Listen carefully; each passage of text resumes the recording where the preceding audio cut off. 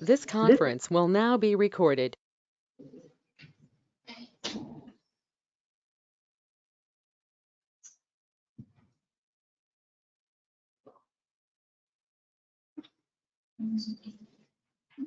At 6:06, I call the regular city council meeting and public hearing to order. Can we have roll call, please? Councilor Barron. Present. Councilor Salcedo. Mayor. Present. I was going to say Mayor Rachel, so I was confused. Mayor Lumpy. Councilor Devine. Councilor McClellan. And Councilor Smith is excused. Thank you. Please stand for the pledge.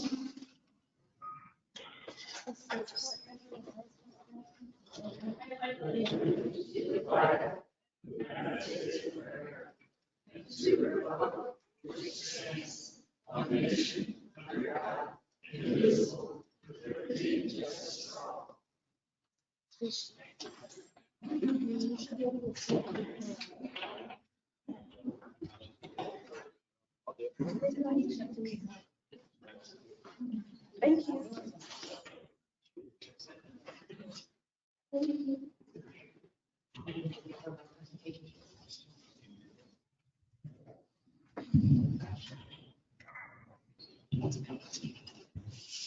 Thank you. I have a few announcements today, so please bear with me. The current COVID active cases as of October 4th is currently 142. There is no burn ban in effect at this time. The Marigold Festival begins on October 23rd through the 30th.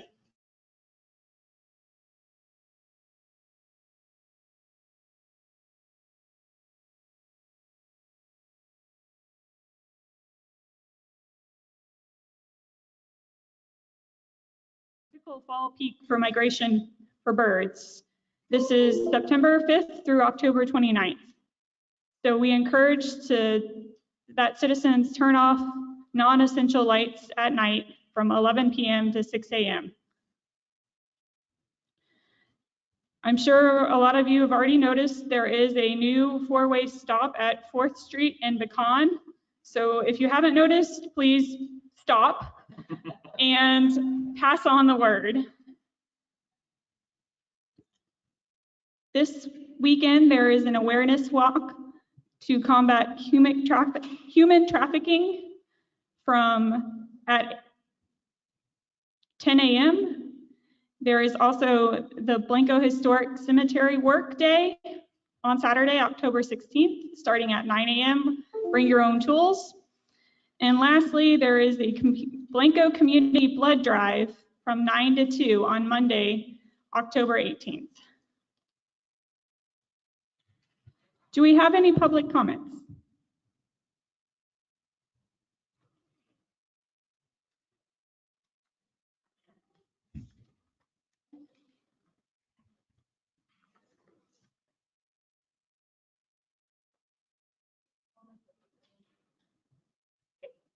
Libby Alley?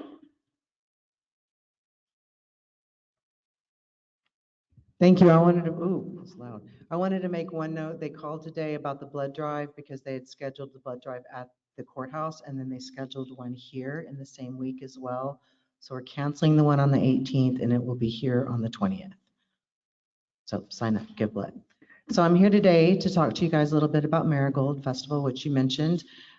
It's been a little herky-jerky, this thing, trying to decide, are we going to do it? Do we not do it? Do we move forward? So we're absolutely moving forward. And so the most important thing to know about this festival is it is not Lavender Festival.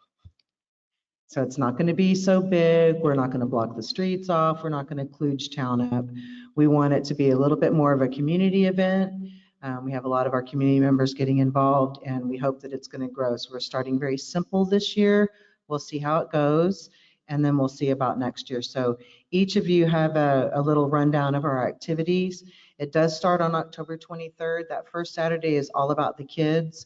We're going to have several tents on the courthouse lawn so kids can make paper marigolds, make a marigold crown, get their face painted, all these little activities. They'll get a wristband to participate in the activities, and then we're going to have them march in the little parade, very short parade, from the backside of the state park onto Pecan Street.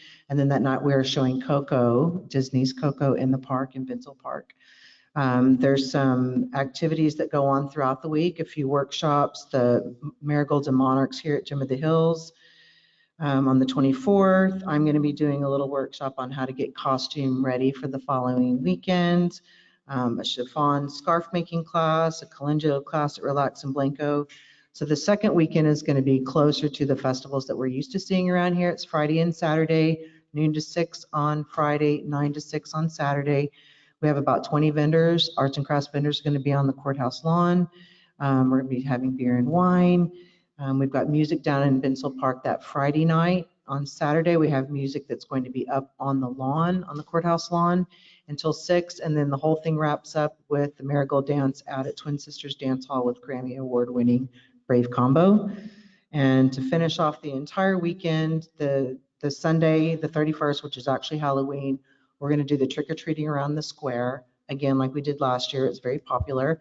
And we're inviting businesses that are not on the square to come out and park and distribute candy. And so it's very low key in comparison to Lavender Festival, which we're happy about. You'll start seeing, if you haven't already, a lot of marigolds popping up around town. The Arnosky Family Farm donated and provided to us flats to sell to businesses, free to nonprofits to plant their marigolds. We've got a lot planted at the courthouse. And coming in this week, starting tomorrow, we're going to have pots of marigolds that are also available for people to buy. So we're encouraging the businesses, especially that are up and down 281, to get those pots out. We're going to distribute pots. The name of the game would be to have people drive through Blanco and not only take advantage of the beautiful views, all the beautiful marigolds, but hopefully stop and explore town a little bit. So does anybody have any questions or concerns other than I am meeting with the police chief in the morning? No? Okay. So the TexasMarigoldFestival.com is the website. We're currently and constantly updating that as new things come into play. I just saw a new Relax and Blanco's doing a new calendula facial you can get. So we'll keep adding to there. Texas Marigold Festival does have its own Facebook page, so we're updating there. And thank you for your support, and we'll see how this first one goes. Thank you. Thank you.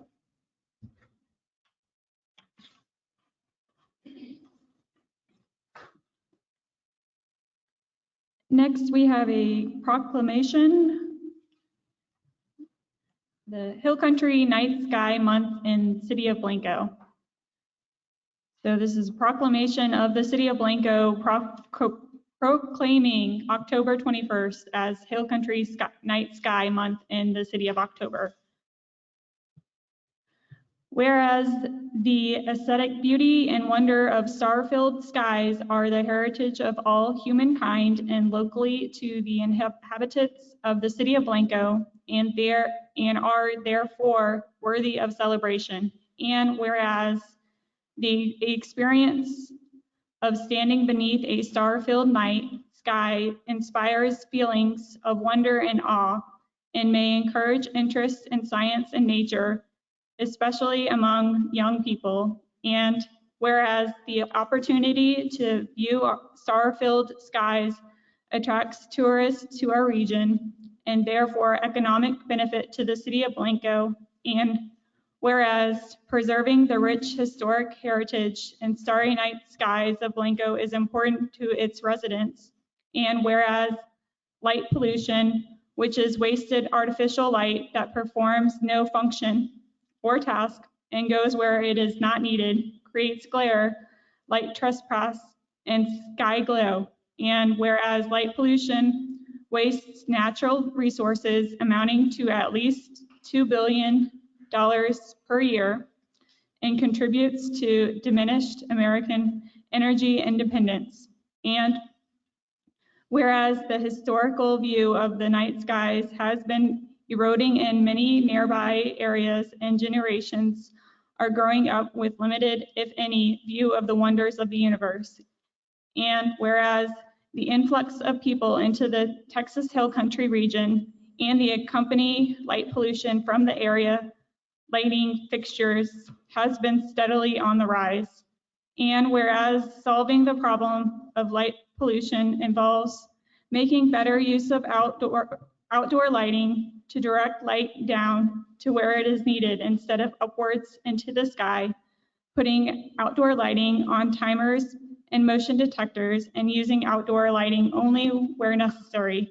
And whereas Hill Country communities are increasingly dedicated to the preservation of the region's night skies, as evidenced by the frequent educational activities conducted in our region and by the increasing numbers of places in our region recognized as International Dark Sky Places by the International Dark Sky Association, including Enchanted Rock State Natural Area, South Llano State Park, the City of Dripping Springs, the Wimberley Valley, the City of Fredericksburg, the City of Horseshoe Bay, U-Bar U Camp and Retreat Center, the River Hills neighborhood of Travis County, and the Lost Creek neighborhood of Travis County.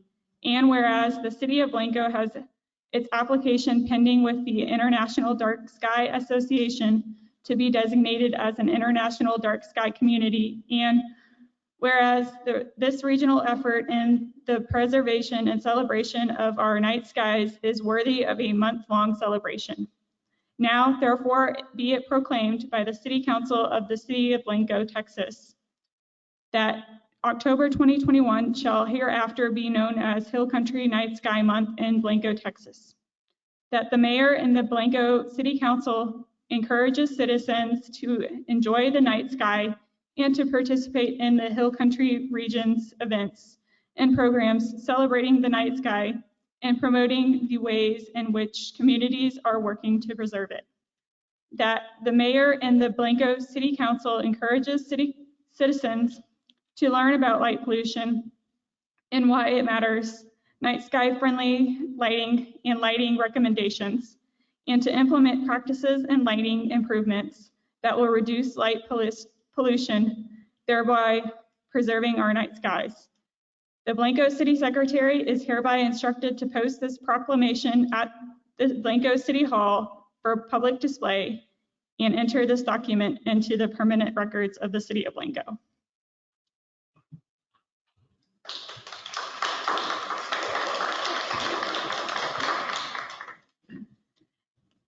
And next we have our public hearing. So at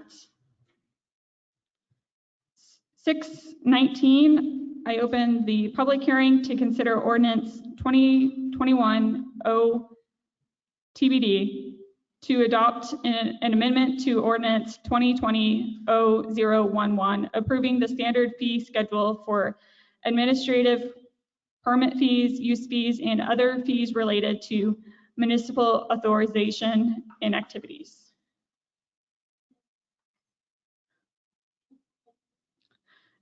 So there are no public comments. So at 6:19, I close the public hearing and we are going to continue. So we have next a presentation. Consider building a skate park on city-owned land next to the Spencer Laundromat. Colton Keeble? Mr. Keeble, can you come up to the podium?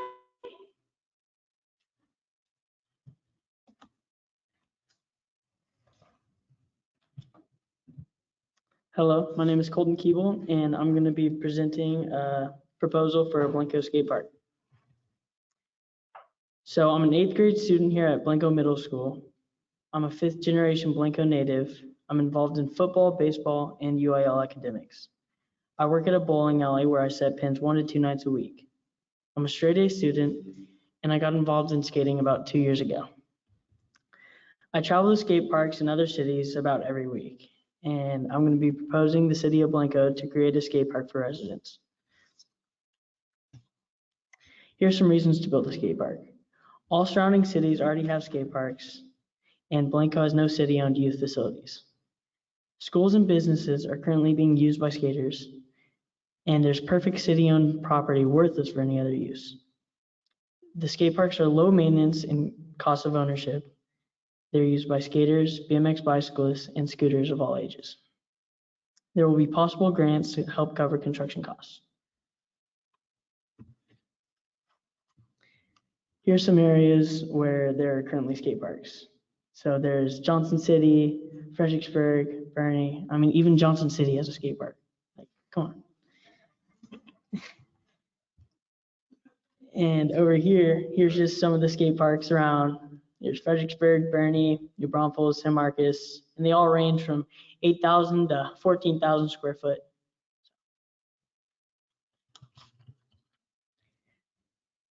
And here is an idea of a current location where I would like to have a skate park, but I'm not set on it and I'm open for any ideas. So if y'all have anywhere that y'all think would be best, I'm open for ideas. So I just think it'd be a really good area. It's a floodplain. It's about 10,000 square foot, so it's kind of worthless for any other use. Design and construction. I propose partnering with Spa Skate Parks in Austin. They designed the Bernie, New Braunfels, and Kerrville skate parks.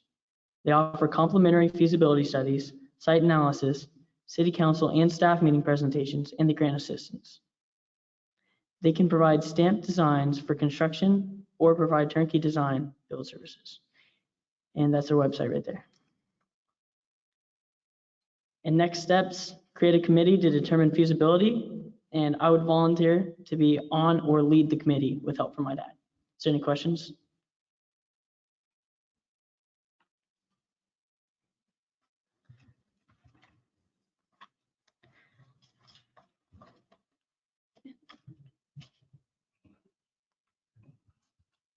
I have a question. That was a great presentation. Thank you. Do you know how many skaters are around Blanco? Any idea?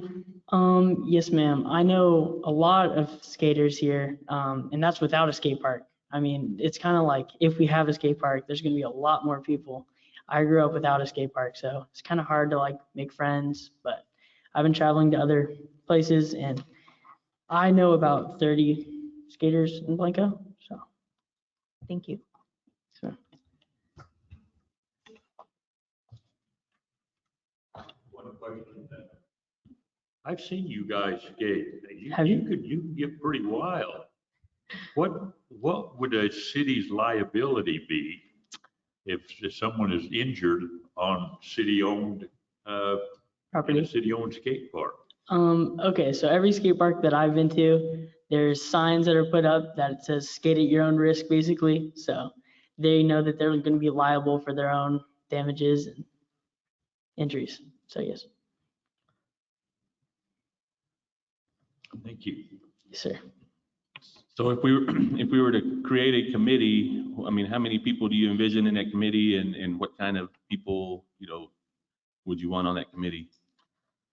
That's a good question. I don't really know. I'd have to come back to you, but we have spa skate parks that would definitely be in the committee, and they would literally tell you everything about like grants and costs and prices and all this. And I know this was presented several years ago. There was another group that, tried to do this, and, we moved forward a little bit and never really got much traction. So I know it is something that a lot of people are interested. Now, the location, I know there's some pushback on the location because it is in the historical area. So I would definitely, want to look at some other locations. We have some abandoned streets or some other things that, may be a better place for something like that. But I definitely in support of it, because like you said, there are no youth facilities owned by the city, all the Yet Park and all that, and everything's about sports. I mean, it's all about football, baseball, and this is a whole different group of people that like doing this. So I would definitely be supportive of it. Thank you. Just have to work some details out. Mm-hmm. But I would say the same thing. I'm not sure. I don't think that location will work because it's important that area remain without impervious cover. Okay. It's an area that is vital to the health of the creek and flood control and runoff control, and it is an historic district, and there've been some other plans for incorporating Midsall Park into more park open space there for general use. So if there are some other plans that you can explore with us, whether the city owns it or there may be some private property owners that have a section on their property, I would love for you to help us look for a location that would be ecologically Yeah. a good spot for Yes, ma'am. And what is your thought on Yet Park? I know, in that previous group that kind of talked about it, we talked about it, and then it was the distance of getting out there was, you had to go down 281 quite a bit, so I know that was the fear of it, so it's probably the same answer. That's probably not a good location because of that. Honestly, I just think anywhere that y'all see best, and I would definitely seek out other places that have that. Yet Park does sound like a good idea, though. If they have any open property with around 10,000 square foot, that would be perfect, and I feel like that would get a lot of tourists. And yes, sir. Yeah. Yeah. Yes, ma'am. Yes, ma'am. It's also that area by Dairy Queen. I just thought it would be a really good spot because it's like low maintenance. I mean, everyone could park around the town square. There's all these open parking spots, so.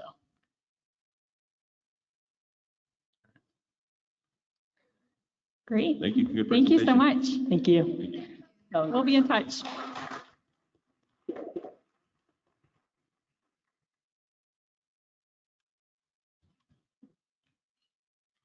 We are going to move on to staff presentations. First, we have City Hall, Ms. Kinsler.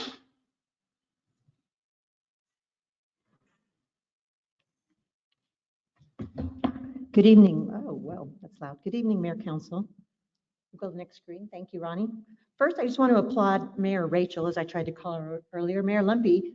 She has been working on a website update, and I just wanted to give you some examples of what the website is morphing into. So that's what one page will look like. If you go to the next screen, it kind of gives you the categories, contact information.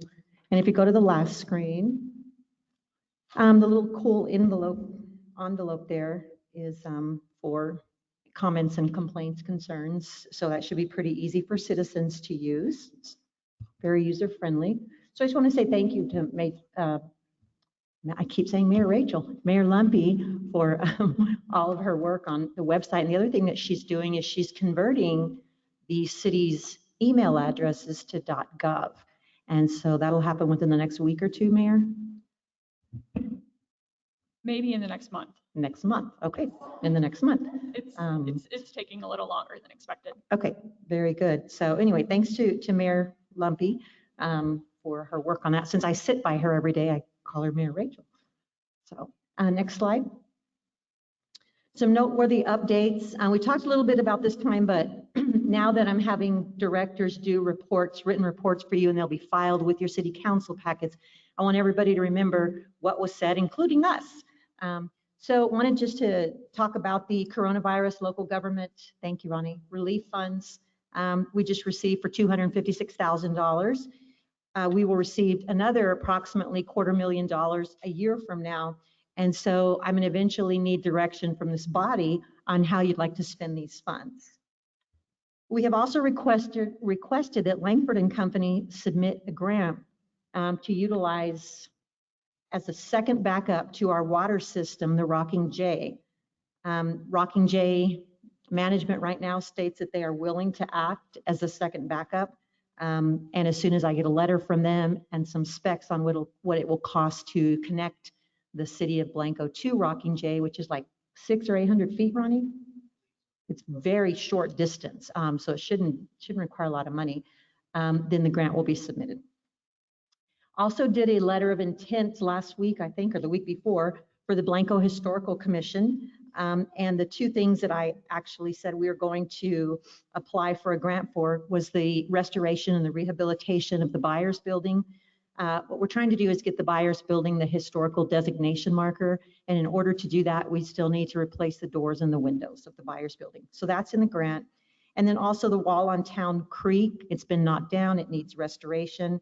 And I'm actually set out a time this afternoon with Ms. Martin to work on that grant. I think the due date is November 1st, so we want to obviously get that done fairly quickly. Next slide. So Texas Water Development Board, we have a balance of over $300,000 remaining from the wastewater treatment plant bonds. I have asked for that unspent balance to be forwarded to the city of Blanco so that you, the body, can determine what expenses you would like to see that bond money spent on. Of course, it has to be eligible expenses, but they're going to actually broaden the scope a little bit for us and give you all a little bit of flexibility, because at the top of my mind was the clarifier at the time I was trying to get this arranged. So I do have an appointment Friday morning with the bond attorney, and hopefully we'll have a better answer as to when we're going to get those funds, but they did anticipate we would have them by November. And so I will come back to you for direction as to how you want to spend them. As you all know, I just want to make sure we have this on record, but we were able to submit a PIF, which is a project identification form, to the Texas Water Development Board. And it's submitted on behalf of the city of Blanco by Nick Dornack. And I just wanted you to understand kind of what the process was. So we're in a line essentially at TWDB. And what will happen is if something happens and we do not receive a letter of invitation from them for the state fiscal year 2022, which is the one we're in now, we will actually revise the PIF and then we'll resubmit it and try to roll it over for next year, which would be state fiscal year 2023. And so as soon as that PIF should continue to roll over until the city of Blanco gets a letter of invitation from the TWDB, or until the city declines the letter or we withdraw our PIF. So that's just sort of the route going forward now that we know the PIF is sitting there at TWDB in some sort of line. Other cool stuff that's going on. Mr. Gosnell, our dark skies guy, is working with PEC in an effort to replace all of the street lights with new LED lights. He's actually been in contact with the CEO there. And so even if some of those street lights, and they are already LED lights, they would PEC would still replace them all, so that they have a system where they actually have photo control. And so them as a third party could actually remote monitor the lights if you replace them all. So I was actually supposed to go to Johnson City with Mr. Gosnell, and I was gone for 2 days. And by the time I came back, I saw this chain of emails between the CEO of PEC and Mr. Gosnell. So it's moving at a pretty rapid pace, it appears. Software. I'm really excited to report this was not the software that several of us old timers wanted, but I have signed an agreement with AdComp for the software for the city of Blanco. We were already too far down that road, but I was able to continue to negotiate the rate and saved you about $4,600 from the original amount. So that agreement has been signed. They will begin the court system first, and then we'll move on to utilities. And the really nice thing I thought about this contract that I was excited about is I've also negotiated a new server with this contract. So it's the amount that we're paying AdComp doesn't even equal a new server. So it's a great first year with AdComp. Now we got to work on the next year.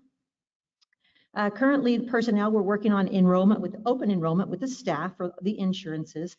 The new insurance and the new rate coverage will actually begin November 1st. I've never seen this. Usually the insurance coincides with your fiscal year, beginning of your fiscal year, which would be October 1st. We're also working out cleaning up the leave balances of the staff.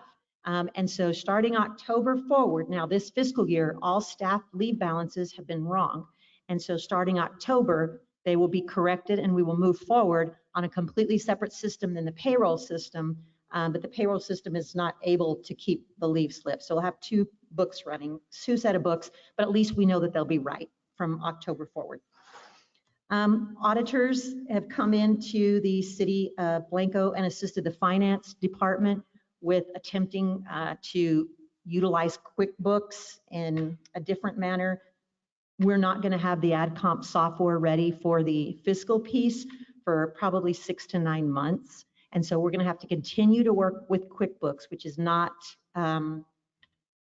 it's not governmental accounting. And so it is what it is right now. We're stuck with it, but as soon as we can transition to AdComp, we will. But in the meantime, the auditors have been working with the finance department, and they've kind of been coming up with ways to make it a little more easy on the finance department. And speaking of the finance department, actually, that's further on down. We'll talk about that in a little bit. So meters are being read starting tomorrow. What this means that I'm excited to report is I actually have 3 months of meter readings, which I've been waiting for.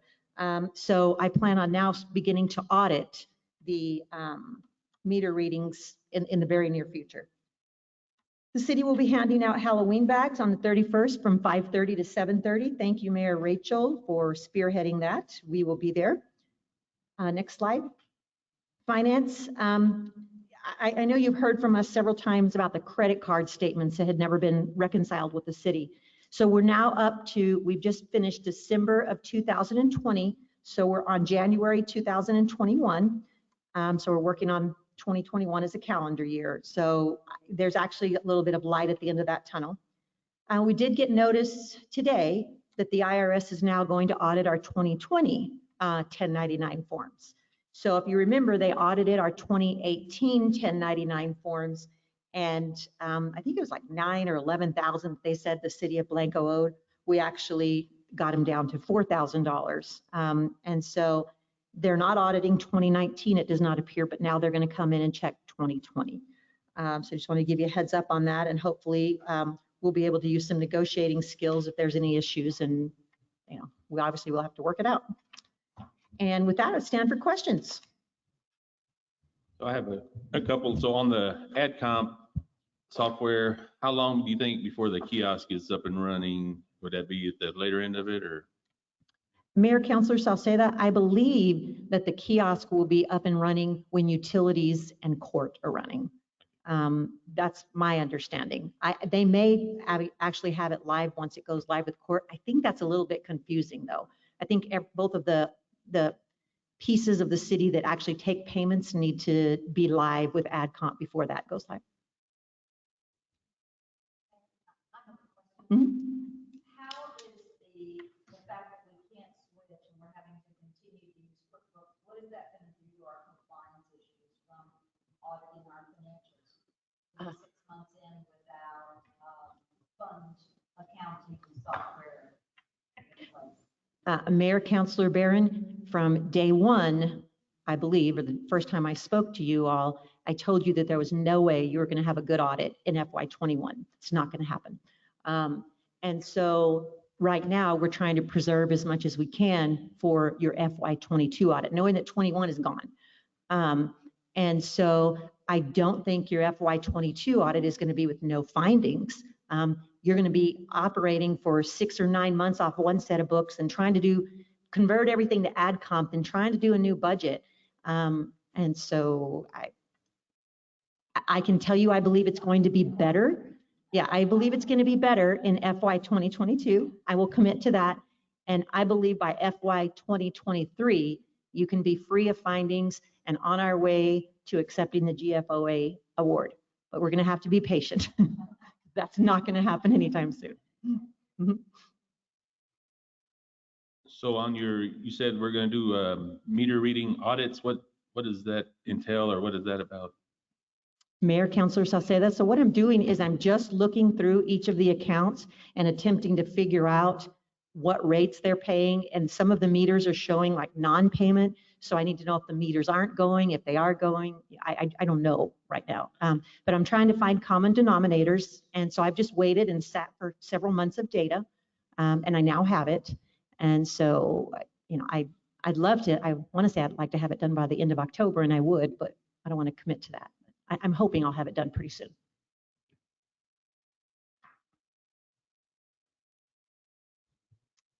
Any other questions? Thank you. Thank you, Mayor. Next, we have the Public Works, Mr. Rodriguez.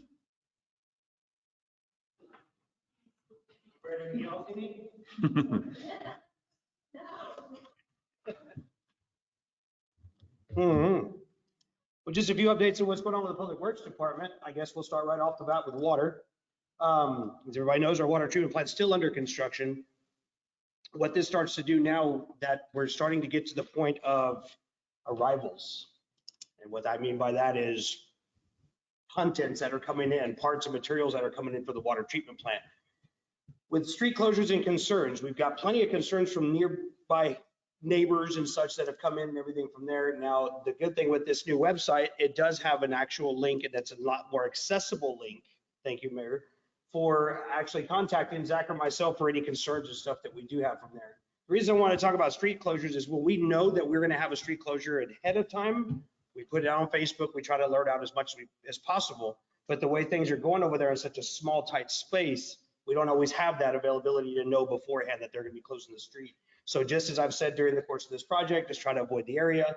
I mean, sometimes it is pretty cool to go there and catch a pick or something or other, but I mean, there's a lot of activity going on, and just the less activity we could add to it, the better we would be off. All of our water is still currently being purchased from Canyon Lake Water Supply Company. What that does for the city of Blanco, as you agreed as council, is when they're on water restrictions, we're on water restrictions. Nothing wrong with that until ACP, who is the contractor working on our water treatment plant, begins to start working on our ground storage tank. I have the contents of under containment there because from what I'm understanding, when they specify under containment that it'll be at 90% covered while they're doing the sandblasting work on the water treatment plant tank. So we've had those, I say that out loud because those are some of the concerns that we have had by nearby homeowners and such that would be in the area, might be affected by the sandblast or the dust or whatever the case from there, that the cause does call for it to be under containment, which would be lack of a tent that goes around the ground storage tank. And I'd bring up the water restrictions with Canyon Lake because once the storage tank starts being utilized or worked on the inside, we'll have to drain it. Knowing that that is 500,000 gallons of water that the city utilizes for reserves. I think we all know the terminology now, especially after the freeze and, you know, having to utilize that water when Canyon Lake did have issues and such from there. So lastly, it's going to be a matter of, do we want to impose a further water restriction when this goes down? Nothing that has to be decided tonight. We'll bring it to you as council. I'll give my recommendation, but just throwing a bug in your ear because it will be coming up in the near future. They're starting the work on the water treatment plant. You can see the picture there. They got the scaffolding and stuff around, starting to work on the water plant storage tank. At which point it should be within the next month to month and a half before they actually have to enter the tank. And that'll bring up the concern for not having that reserve water that we've come to need a few times in the past 6 months or so. But Ron, how long do they anticipate that work that the tank will be empty? they're hoping to be done conceptually by March with the ground storage tank. So the tank will stay empty that long? Well, if we empty it in a month and a half, to talking about maybe the end of November, the only thing that brings us up on that one is, I mean, with any other construction project, this time of year is the worst. Only because you have the holidays, you have the bad weather, the cold days and such from there. We're hoping, we're leaving it full while they work on the outside of the tank. So that way we only have to keep it drained very minimal amount of time as possible. But yes, no, it would be probably through the end of February, beginning of March before the work would be completed on the inside to where we could fill it back up with water again. So the only thing there, I wish I could say, hey, we can start filling it up Monday and we're good to go by Friday. Being that we're going to be bringing a brand new tank online, we have to bring it up to American Water Works standards, which means sampling, let's say chlorine checks and such from there. So it's usually about a 3 to 5 day process before we can actually use that water once we put it in that tank. I need to get another timeline together and actually get it to you. My thought tonight was to utilize Procore is where all this information is going, but now ACP, our contractor, is no longer using Procore, so I wasn't able to bring that to you this evening. Next one, Zach. The what? You're right. Now, the next one's the same one, the same type of information I would give you on a monthly before as far as water usage. The only thing to really look at here, and the only thing that really caught my eye, is that our yearly usage to date is down by 10 million gallons this year from last year. And I think we owe this to the actual water restrictions that we've been imposing and stuff from there. Of course, it's all voluntary at this point, but this is where you give the citizens of Blanco a little hand and say they're doing a great job by utilizing less water. Of course, you know, in my job, it's a catch-22. We send out less water, it means we sell less water, so less revenue, but hey, we're doing what's best for the city and on a daily basis. You have those numbers in your packet in case you have any other questions on those. Next one, Zach. On the wastewater, I had the full anticipation of bringing you raw water samples and treated water samples from the wastewater treatment plant today, but Zach talked me out of it. So in case I spill it, then we're gonna have to contain this place or what. So what I did, and you've had these numbers before, but in case you have any questions with them, is just to show you the numbers of what wastewater we're putting out. The numbers you see above you are the permitted discharge effluent limitations on the current permit that we have now. The current, I guess, permit that we're having to utilize, we've called it the COMA permit, we've called it all kinds of things over the years. These are not the limitations of our new permit that's awaiting a TCQ now, but merely this is what we're mandated by the state today to beat those numbers. And as you see, if you go down the list, your CBOD being a maximum grab of 100, the highest we've had to the year so far is right under 13.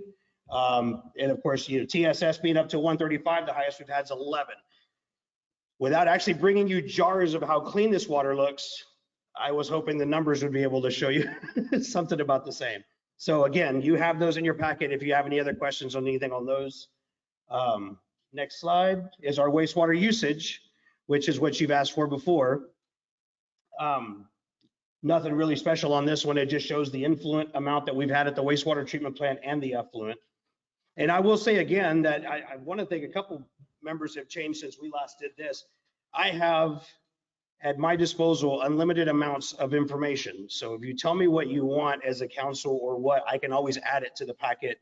Daily high usages, chlorine levels, I mean, whatever the case may be. The reason you're getting these is because this is what previous council members have asked for. So if there's ever anything that changes or any other information that you're looking for, I can always add it to these reports. The next one I wanted to bring up, talking about the wastewater plant, is this is the time of year, for whatever reason, we seem to have more wastewater issues. We get the flushing of foreign matter, which Zach could probably contest to this more so than I can. But we just looking for people to want to be mindful of what they're flushing. Between the wipes, the towels, the mop heads, and you guys have no idea what kind of stuff can go down the drain. But this is the time of year we collectively have to pull pumps more often. Pumps get clogged up. We might have issues at the wastewater treatment plant. We're not getting enough effluent coming in. Wastewater treat or the lift stations for the wastewater plant are down or such. And most of the time, I'd have to say about 95% of the time, it's because of foreign matter that's in the wastewater system. Now, I understand once out of sight, out of mind, as long as it goes down the pipe, you're good, but we're catching it at the end. I mean, so what it does, again, is the lift station pumps. The other thing that we get in abundance of this time of year, and of course, this all accumulates to the colder temperatures as well, is what we call fog. Fog is fats, oils, and greases. Normally it's hotter outside. That means your manholes are warmer, your piping is warmer. The ambient temperature of the ground being about 60 degrees, usually goes up to about 75 and allows that grease and soap to continually go through and process through the plant. Now that we're starting to get the little cooler weather and such, that's what accumulates and stays in the pipelines and the manholes. So of course we just want our customers to be mindful of what they're flushing down the toilet. Pharmaceuticals, we are not discharging, but if anybody knows, this was one of the biggest things about putting anything back into the river was the accountability that we don't treat for pharmaceuticals at the wastewater treatment plant. We're not mandated by the state to do it. It's something you as council, of course, could always go beyond, do whatever you need to do from there, but mandated by the state, we're not able to treat for pharmaceuticals. Best way to keep pharmaceuticals out of the wastewater system is don't put them in there. We wanted to alert the public and let them know that Blanco Pharmacy is a spot that you can take your unwanted or unused, your old, outdated, whatever the case, found them on the street. But Blanco Pharmacy will take your unused and unwanted medication at any time during the year. So the other thing would be an inflow and infiltration on one of our wastewater issues. Inflow and infiltration is any water that's getting into our wastewater system that's not supposed to be there by way of broken pipes, open cleanouts, anything of that sort. So of course, wanting our customers to be mindful of keeping their system as contained as possible. The last one is filamentous bacteria being Narcodia. Again, Zach has to battle this on a daily basis out there. That time, it's that type of year where the bacteria that we normally do have at the wastewater treatment plant tends to slow down with the colder temperatures, allowing this filamentous bacteria to start, thriving, for lack of a better term. What they primarily get to feed off of is your fats, oils, and greases. So I believe this is something that takes us usually about 5 months, I would think, to get under control. It takes an uptick in chemicals, takes an uptick in operations and such at the wastewater treatment plant. And I would say at any given point, it probably adds about 40% more time at the wastewater treatment plant trying to deal with those only. So again, just wanting our customers to be mindful of fat tools and greases going down and anything else that they could be putting down the wastewater system. For streets and parks, road patching to continue always. We're looking to do a citywide initiative to begin October 18th, begin next week, weather permitting. What I mean by that is we are going to be looking to start and doing like a road work crew throughout the city of Blanco.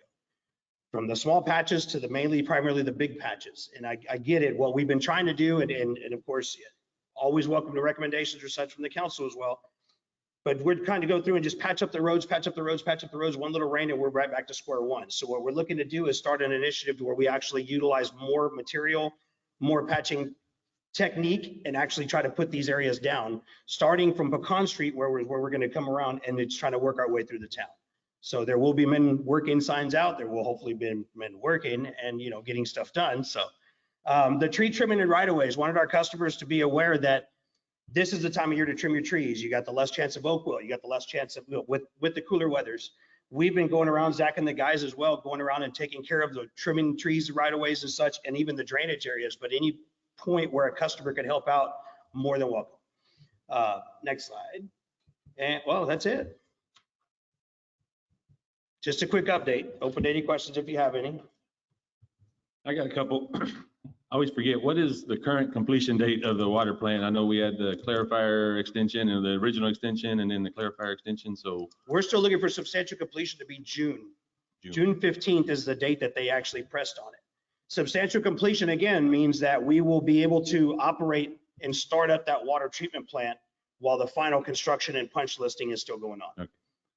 And then other question is, on the outside of that water tank, is it true that we're putting a picture of the mayor on That's there? what we had sent them, so. I mean, as you drive through San Benito, they have Freddie Fender. I don't know if you've ever driven down to San Benito, but on their big water tank. No. A picture of Freddie Fender on there, so I think the picture of the mayor should go on there. But in all seriousness, is there any graphics? I know I asked you about it the other day, but It now. was talked about and it was conversed back and forth through the design phase and such from there. But the only thing that was actually ever, set in stone was the color. Gotcha. So as far as graphics and everything from there, now to put it in the project now would be a change order unless it's just something that the city of Blanco does outside. And what is that color going to be? Do you remember? The dark blue The same color as the church tank? as church tank, yes, Okay. sir. So I don't know if y'all thought of any graphics or if y'all want graphics on it, but if it is, we'd have to talk about it. I'm just joking about it. Years, Mayor's but- face. But, Well, of course, and you come into instances like that where it's something that we could even open up to the community and see if somebody would volunteer or try to do or what. I mean, you got probably some pretty phenomenal art students at the high school that would be able to do so. I mean, just a thought. right. Mhm. What's that? Well, who can paint the mayor, huh? Another question is, I noticed there was a pallet or something on the sidewalk right there behind the baseball field. What was that about? Take this one? Or, 'cause that's a pretty new sidewalk, so it was kind of disturbing to see. So that was about a 2-day affair. Basically 2 whole days spent trying to tunnel underneath the sidewalk to prevent cutting out a piece of it.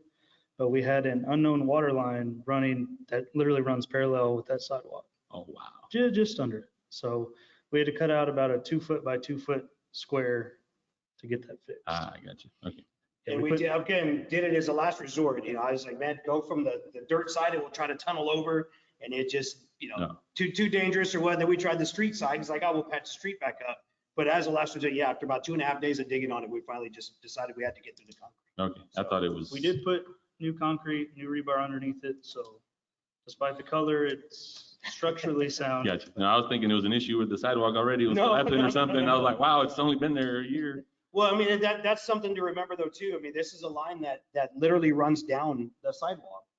I guess towards what, 10, 12, 7th, I believe is the next house or whatever the case from there. So, but it wasn't known at the time that they did the project. And they never hit it. I mean, they got lucky. and- No, yeah, guess they they got don't very dig deep, lucky, yeah. very lucky. So, And then one last one is, I know you lost an employee, so have you filled it or are you not yet. just one short right now? We're actually 2 short right now. and we will be putting that out, I guess, in the next couple of weeks or so, being able to open up one position for, we're still having our issues with TCQ as far as getting training and licensing together. You know, for the guys that we currently have, they're literally having to go through remote classes online and such, and then go test on something that they just heard somebody on the computer say. So we're hoping in the next few weeks or even the next month or so that with COVID, if COVID would kind of settle back down, we'd be able to get our guys back into the classroom and to be able to learn from there. But we're getting to the point where we just have to open that position no matter what, whether, you know, whichever way it goes. So That's all I have. all right, thank you all.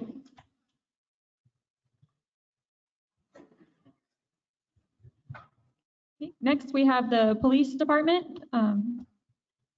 Sergeant Thornhill. Yes, ma'am. Chief's out on vacation, so I'll be doing his monthly presentation. Just to start out, we have a few highlights. Let's go to the next slide. On the highlights, we had one felony arrest for stalking, one felony arrest for aggravated assault with a deadly weapon, a felony arrest for manufacture delivery of a controlled substance, methamphetamines over 100 grams, which is substantial. Ronnie,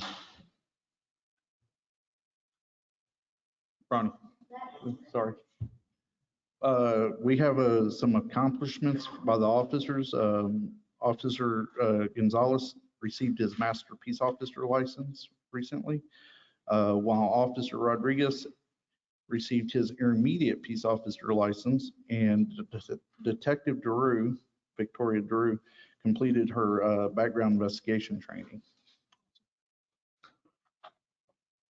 Now, earlier y'all had Libby talking about the Marigold Festival. These are just events we have coming up, which is the Marigold Festival. The BFC Light Night, which is held every year. We plan on having officers there at the church. Market days, of course. And just so y'all know, the Real L bike ride has been canceled again. They delayed it until it was supposed to go off in October, originally July, and then they had canceled it because of COVID, rescheduled for October, and then now they've canceled it completely. So for this year. Our crime numbers, my packet's backwards. Our crime numbers haven't really changed. They fluctuated a little bit, mainly because we had a lot of guys in training here recently. But the numbers are pretty consistent with officers being out for training. So, do y'all have any questions? I have one. Yes, ma'am. Is it possible, looking at the citations, is it possible to differentiate between the classifications, like what's a passenger car versus a large vehicle? The reason I say that is I'm curious because what I keep hearing about is complaints about the large, fast vehicles here in town, not so much the cars, although the cars here in town too. So I'm just curious as to what we see in terms of the ability to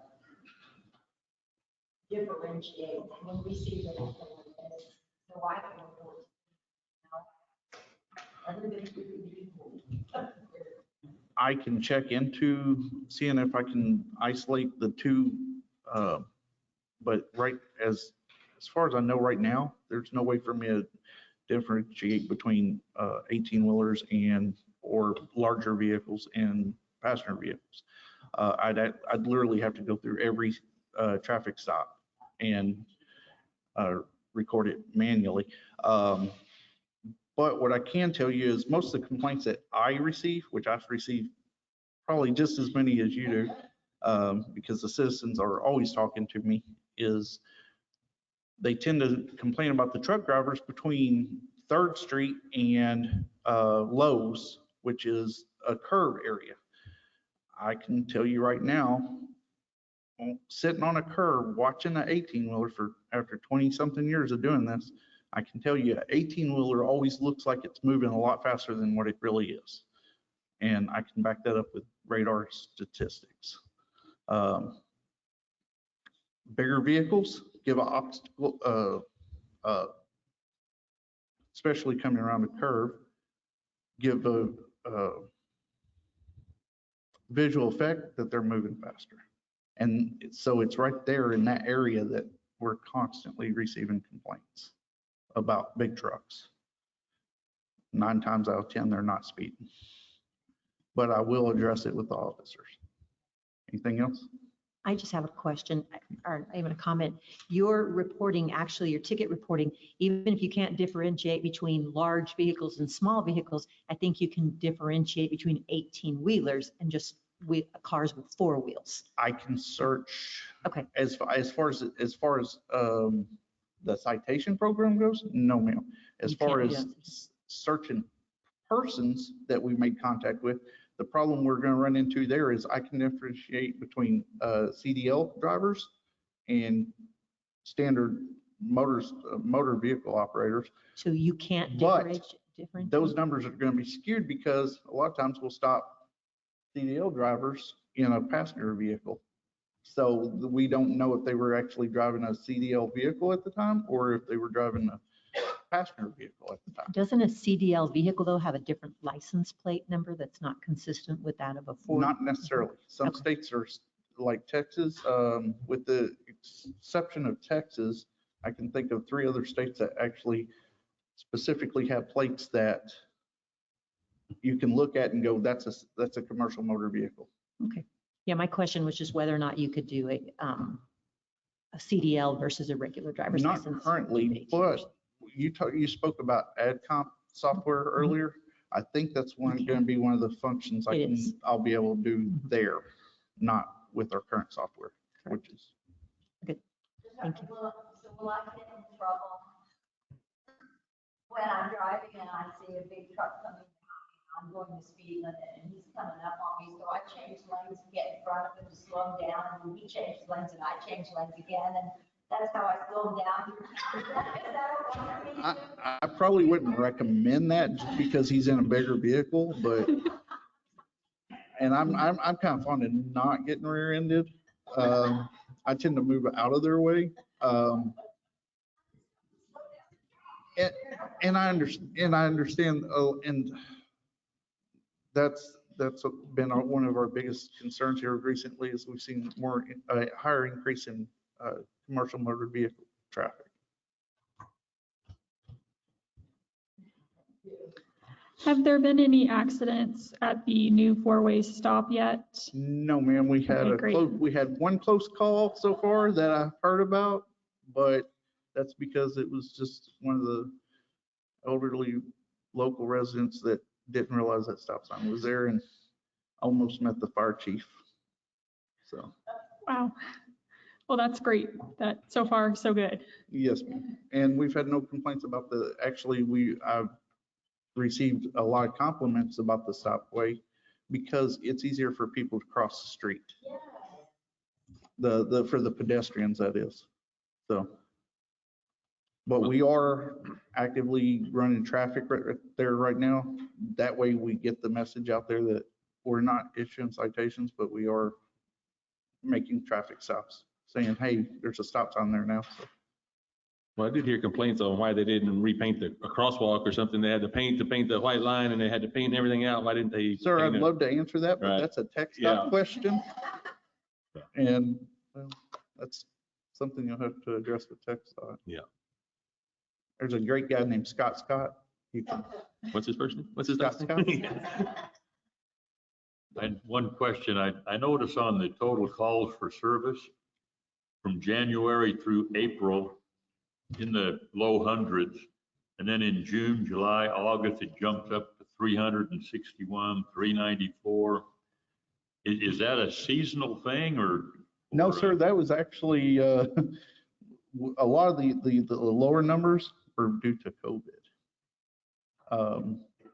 Less people leaving their homes, less people being active during those times, because those were strong months of COVID restrictions. So. Yeah.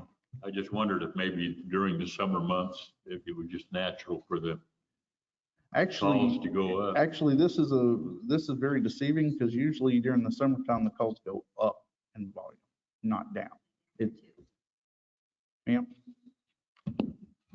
The calls went up in June, July, and August. I think that's your point, right? Right. Yeah, they really took a jump in those months. Right, because, well, the rest of the months, January through April January through May were when there were more restrictions due to COVID. So you're saying COVID is a good thing? I'm not saying that, sir.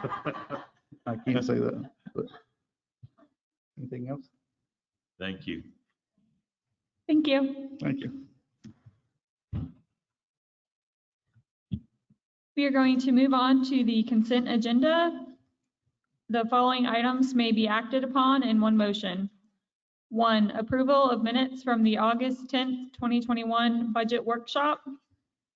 2, approval of minutes from the August 31st, 2021 special city council meeting. And 3, approval of minutes from the September 21st, 2021 special city council meeting. Is there a motion? I move we accept the minutes from all 3 meetings, September 21st, August 10th. August 10th, September 21st, August 31st. That's it. That's Yeah. Councilmember Barron has moved to accept all of the proposed minutes from August 10th, August 31st, and September 21st. Is there a second? Second. Councilmember McKellen has seconded. Is there any discussion? All in favor? The motion carries unanimously. Moving on to old business. Number 1, presentation, discussion, and possible action on an ordinance 2021-0 TBD of the city of Blanco, Texas, regulating the use of rainwater harvesting systems, providing a repealing clause, providing a severability clause, providing a saving clause, providing a penalty of fine not to exceed the sum of $500 for each offense, and providing an effective date.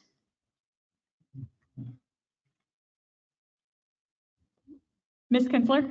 Thank you, Mayor. I don't think I'll be up here very long. I think we really need Mr. Bullock to answer the majority of these questions. We had this exact ordinance on the agenda in August, and he was going to get back with you in September. I emailed him in September, and he stated that several things that you all wanted in the ordinance were not lawful, and instead sent me a draft from Richardson, Texas, and replaced it. That's in your packets, but of course we replaced it with Blanco. And since then, I have received a rainwater ordinance from Councilor Barron. And so even if you go to the next several slides, the elements of the ordinance are now not the same anymore. So I think I'll turn it over to Brad and Councilor Barron at this point, since it got changed. Is that all right? Thank you. Stepped into the line of fire, that's all right. Just kidding. So the last time we were here, there were some requests for some edits to some provisions in the rainwater ordinance that I had provided. What I had gotten was from, I think it was San Marcos, I believe, was what I had used previously. And one of the requests was in relation to the licensing of the plumber who would, you know, if it was going to be hooked up, and there was a request that some of that language be taken out. There was also a question, I think, about whether or not you had to label the barrels and whatnot. And so I went back and I looked in, did some additional research, and in the Texas Administrative Code, the provisions that relate to potable water, there's a laundry list of items, and it addresses rainwater harvesting. There's a subsection that addresses rainwater harvesting, and in that rainwater harvesting subsection in the administrative code are that list of items that was in there that I had the two requests to modify, what the Richardson ordinance did and what the San Marcos ordinance did was that they just cut and pasted what was in the Texas Administrative Code into their ordinance, including the licensing requirements, including the rain barrel nomenclature or labels or whatever on it. And in the administrative code, it says that these are mandatory requirements set forth in the administrative code. So I mean, you know, I wouldn't recommend deleting them, changing them, altering them from what's set forth in the administrative code. So that was the first thing. The second thing is that in doing this additional research and in looking at other ordinances, it kind of belatedly occurred to me that you know, you want to encourage rainwater harvesting, certainly, but you need, you know, if you're going to have it, then you need to have some sort of a mechanism by which you know that people are not trying to tie in somehow into your water system. And the only way to do that is really by requiring permits. Otherwise, you don't know what they're doing. And the problem with the San Marcos ordinance that I just didn't think about at the time was that it didn't provide for any mechanism for enforcement. And so that makes it just more of a suggestion. And the problem is that if someone does hook into if they do something, you know, it's kind of like the unknown unknowns. If they don't know what they're doing and they don't realize that there are issues, and they hook up into and create a situation where you can have backflow into your potable water system, that could present a, you know, health danger to all of your water users potentially. And if you have an ordinance that doesn't have any enforcement mechanism, you say, well, these are the requirements. You have to have this kind of a licensed plumber, and you have to have this kind of backflow preventer, and you have to have all of these mechanisms in place to protect the public water system. And they say, nah. And if you don't have an enforcement mechanism, then what do you do? And that's you know, and so I understand that I mean, so that's the reason I put this other ordinance in your packet for you to consider and to bring it back in this way, was to point out to you that, you know, you want to encourage people to have the rainwater systems, but if you don't have a mechanism by which to enforce, which you don't have to, but if you don't have a mechanism by which to enforce requirements so that they install backflow mechanisms and that they don't do certain things in certain ways, then, you know, you don't have an enforcement mechanism to protect your public water system. Any ordinance we pass is enforceable by virtue of the fact that it is an ordinance. Am I wrong about that? We don't put specific language in every ordinance that we do that assigns certain, I mean, it's not to do this. It's an ordinance that becomes a code. Right. Where do we say, and if you don't do this, this is gonna, is that not assumed? I mean, a resolution You can't is not enforceable, but an ordinance is? Well, Am I wrong? And I thought that was. well, I mean, there has to be a specific I mean, this is I don't want to get too deep into the weeds here, but you have some. I'm so unhappy about this, I can't even tell you. Mm-hmm. We spent hours on it. I spent hours on the first ordinance you gave. We had questions, we marked it up, we had a couple of small things we wanted to change. If we can't say plumber or master plumber, then all that amendment would have required the same language in Richardson that says must be installed by somebody licensed under tax, blah, blah, blah, blah, blah, blah, blah, which that could have come in there. There really wasn't anything else in here. But what's really frustrating to me is that instead of amending what we already worked on and discussed and make some changes, we get a brand new ordinance that doesn't allow potable, which we want potable water allowed to be tied in. That's not. It has the Richardson ordinance puts all sorts of specifics. 7-foot setbacks on the side, 4-foot setbacks in the back. We don't know what that has anything to do with our codes here, as opposed to simply saying something like Bernie did. I love Bernie, this is Bernie's ordinance. It's a page and a half. Tanks shall be located outside any required building setbacks. Period. End of discussion. We have building setbacks in our code. I mean, I'm frustrated because I thought we had this done, and if we didn't have it done, I would have hoped that if you couldn't amend with a couple of changes, what would have taken what we already spent, I spent hours researching and looking at and fix it, then at least I would have thought we had gotten an ordinance from a city that's a little closer, that's a little consistent, that doesn't have, I mean, the Richardson one is just not usable. It's not even close to being usable. We can't do anything. As far as I'm concerned, this has to be tabled tonight. We gotta go back to the drawing board. Because now we either have to amend the one we looked at, or I'm gonna have to research some other cities and look for some ordinances that make more sense to me, because I got some of them. Okay. So I'm just disappointed.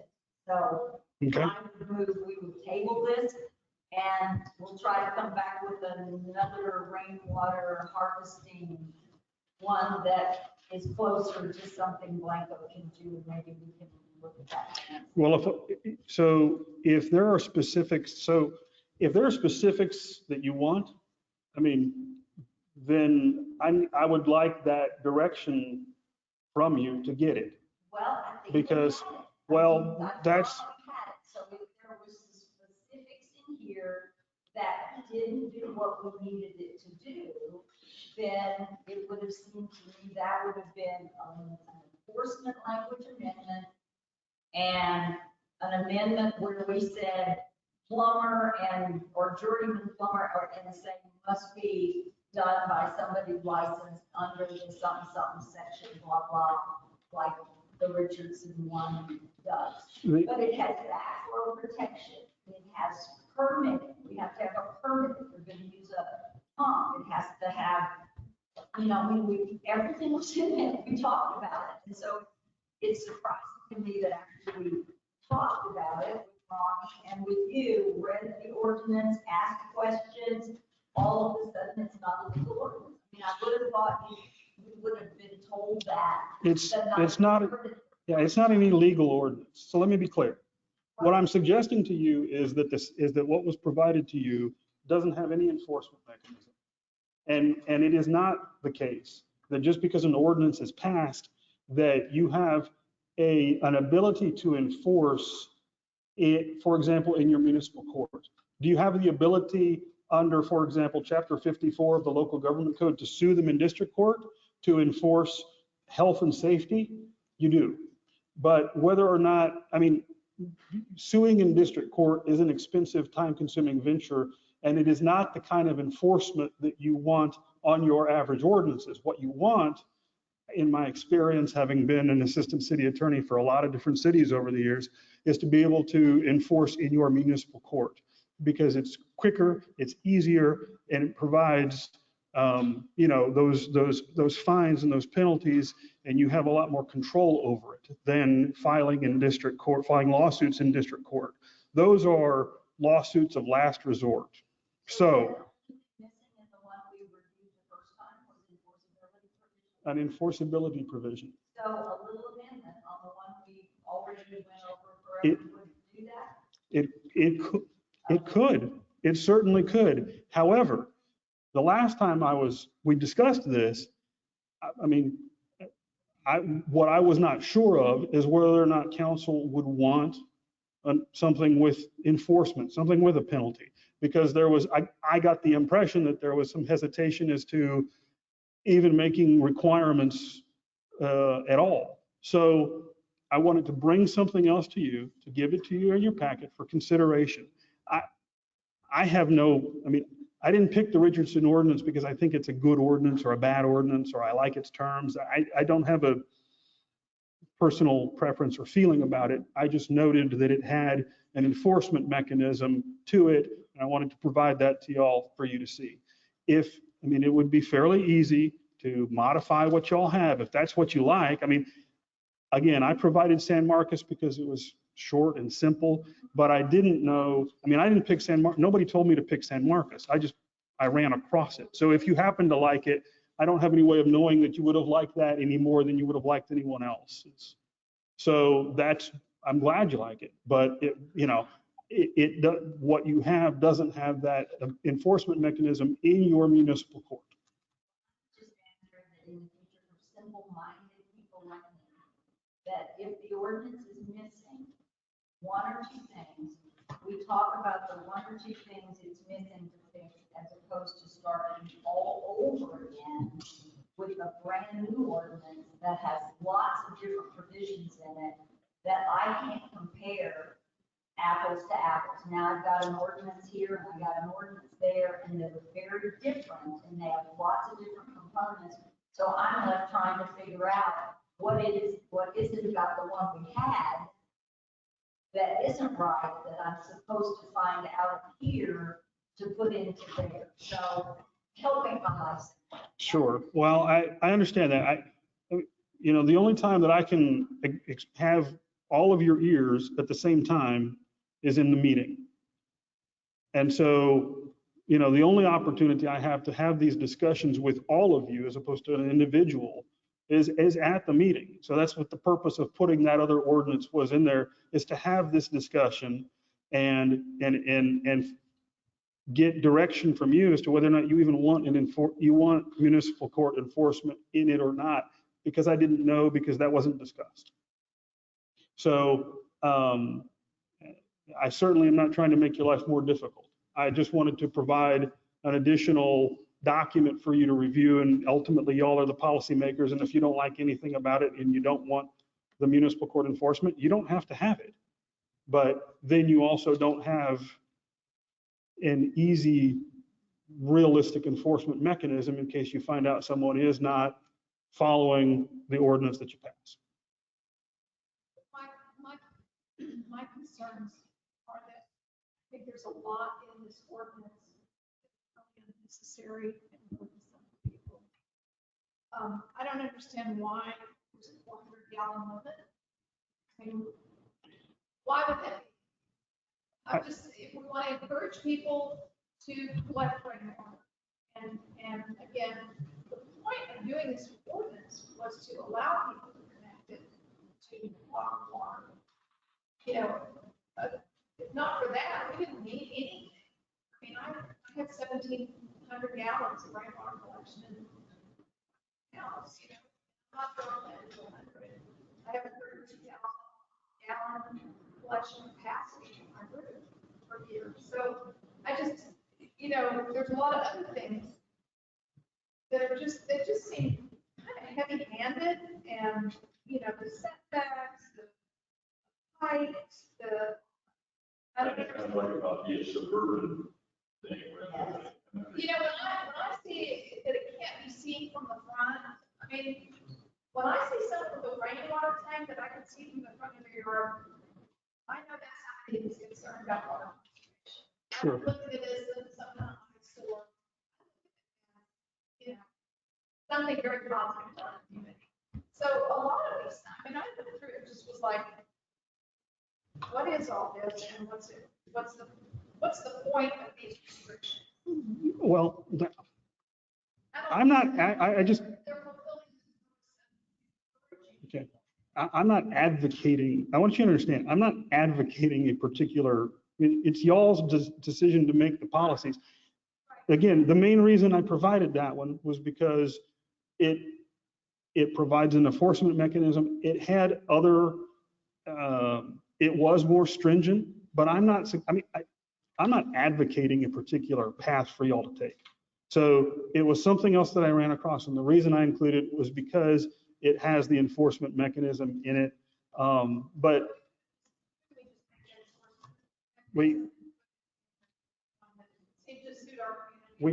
we certainly can, and I mean, you can do that tonight. We don't have to table it. I mean, if you want to, you make a motion to say we want to adopt the ordinance, the San Marcos ordinance, I'll call it for now, and include an enforcement mechanism stating, and you read off the enforcement mechanism provision, then we go back and we add that in, and it gets put together after the fact. And I mean, that's why I brought it to you, is so that you can make that decision tonight. It doesn't have to be tabled. But if you don't want to add it in, you don't have to. So, you know, I mean, it certainly wasn't intended as a setback or a delay or anything like that. It was just to provide you with additional information. No, but my feeling is I can't cut and paste on the spot.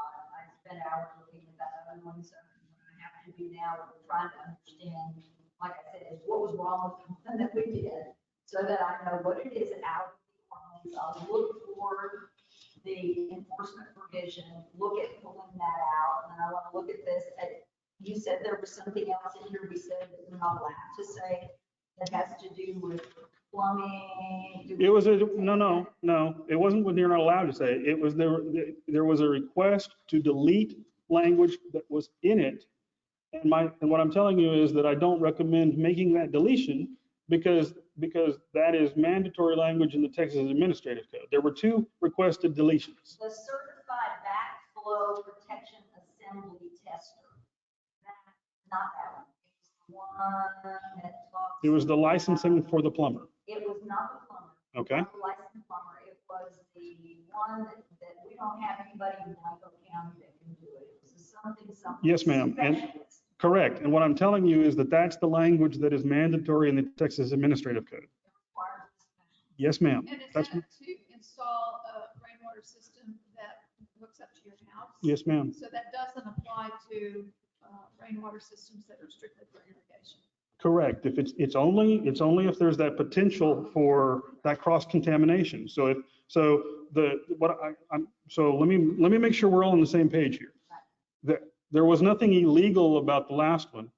It was that there were requests to make a couple of deletions, and one of the deletions was with regard to the licensing requirements, because I think Mr. Smith said apparently there's not someone with that licensing requirement in Blanco. And so in researching that issue, I found out that that is mandatory language, and that licensing requirement is mandatory in the Texas Administrative Code. So I don't recommend removing that language. So the water supply protection specialist. Yes, ma'am. Even though there isn't one that works for any of the rainwater harvests. It's in the Texas Administrative Code. I mean, it's in the Texas Administrative Code, and it says shall. So that, I don't recommend removing it. And the other one that you had raised a question about was the labeling of the buckets. And again, in the Administrative Code, the labeling of the buckets is a mandatory required. So I don't recommend doing it. Now, again, you don't have to change anything from the ordinance that you've already considered. And if you want to pass that tonight, you can pass it tonight. And if you want to come back and consider an enforcement in municipal court, we can come back and do that at a subsequent meeting so that you have your rainwater ordinance on the record tonight. What would happen is that, the permitting would go forward, and if someone is in violation between now and if you adopted an enforcement mechanism for municipal court, you couldn't enforce against them. I mean, that was the concern that was it didn't occur to me at the time, but I think there's value in that. But because I also understood that you want encouragement, what I didn't know was whether or not municipal court enforcement with fines and everything was kind of counter to the sense I got from what y'all wanted, and you may not want that. And if you don't want that, that's fine. I'm just telling you what the potential consequences of that are. So you don't have to have the enforcement mechanism in there. You don't. But if it's not in there and someone does something that's, that's outside the permitting, that doesn't, you don't have the full range of tools, but you can come back and add that in later. You can adopt the ordinance tonight. So it's up to y'all. I mean, I just want you to give you all your options. I want to want to see an ordinance that we're passing that looks like the ordinance that we're passing. That is not, Since we do not have it before us, yes, you're presenting it. yes. I'd like to. Well, before, so well, then I guess what I want is some direction as to what you want that completed document to look like. Do you want the San Marcos ordinance with an enforcement mechanism, like, or not? And if there's language here that has to be included according to as far as the licensing. It was already in there. That language was already in there. The language that was presented to you originally is the language that's supposed to be in there. All we had to say is we can't take that out because it's required by administrative code. Okay, well then leave it in. And then the enforcement language is, I don't know what it looks like. I do think we should have kept enforcement because of the concern of contamination. We can't afford to not be enforceable on something where the backflow prevention is not in place, or they're tapping in a way that they shouldn't be tapping in. That's too dangerous to the city's water supply to not have enforcement. Okay. We should have enforcement. Well, that's an easy edit, and I can do that very easily. If you want to table it, that's your call, that's fine. But that's an easy edit. But not knowing whether or not that was even something that the council wanted, but anyway, I can make that edit, and you can have that by the end of the week to review. But that enforcement I can tell you that the enforcement language is going to be cut and pasted out of basically the Richardson ordinance, that portion, only that portion of it, because that's standard municipal court enforcement language. So it's got to say certain things in order for your municipal prosecutor to be able to bring a municipal court case, that it has to say certain things. And so that Richardson language, that portion of it has it. It will have to be published. It will have to be put in a newspaper, the 2 weeks and so forth, in order, because it would carry a penalty with it. And so you can't do that until you've followed all of those steps. But that's the only amendment then would be literally I'll cut and paste that language into this one, and that would be the only change.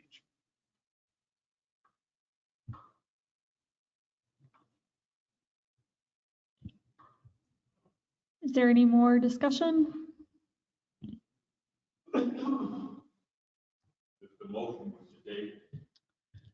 So Councilmember Barron has motioned to table.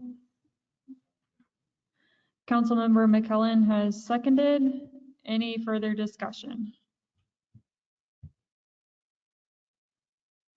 And just to reiterate, Brad is going to take the San Marcos proposal or ordinance and add the enforcement part.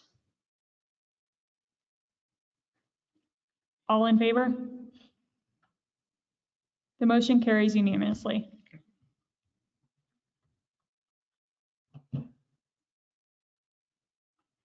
Moving on to new business. Item 1, discussion and possible action on amendment to ordinance 2021 OTBD trucks.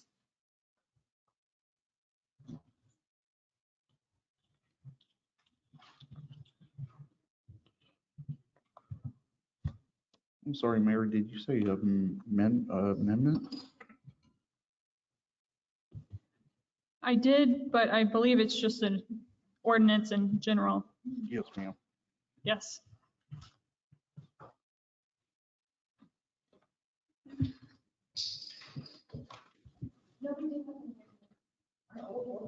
Oh, it is an amendment. It is an amendment? I don't have the old ordinance. So I'm only working with the new one. This ordinance is in reference to trucks exceeding 26,000 pounds on public roadways in the city, with exceptions to US highways and state-controlled highways. As most of you know, we have a few areas in the city that have weight limits, such as the bridge down on Pecan in the between 2nd and Benzel Park that has a 24,000 pound weight limit on it, which I don't believe has been updated since it was posted. This ordinance would be more consistent with this preserving.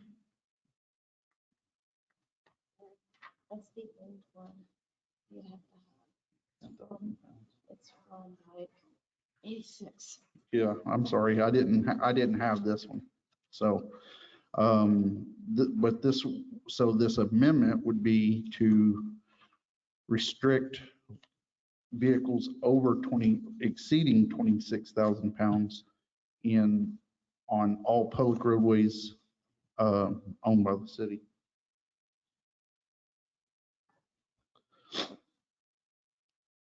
Or city maintained roadways. Language for the current ordinance, an ordinance was passed in 1986 that limited commercial vehicles with gross weight of 10,000 pounds or more between Elm and Vulture and 3rd and Pecan Street, and between Pecan and 3rd and 2nd, there was a set fine of not to exceed $100. Again, that was from 1986 though. So this new ordinance would actually increase the fine amount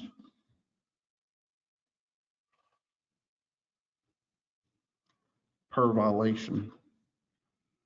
And it would also change the weight restrictions of the vehicles. I'm sorry, I got this. 1986, ordinance was good for that area. No, sir, it was for those areas I just read to you. Yeah, it was just for those couple of areas. Elm and Vulture and Third and Pecan. Yes, sir. Basically right there behind CJ's in front of Car wash, yeah. the Herndon's house or residence.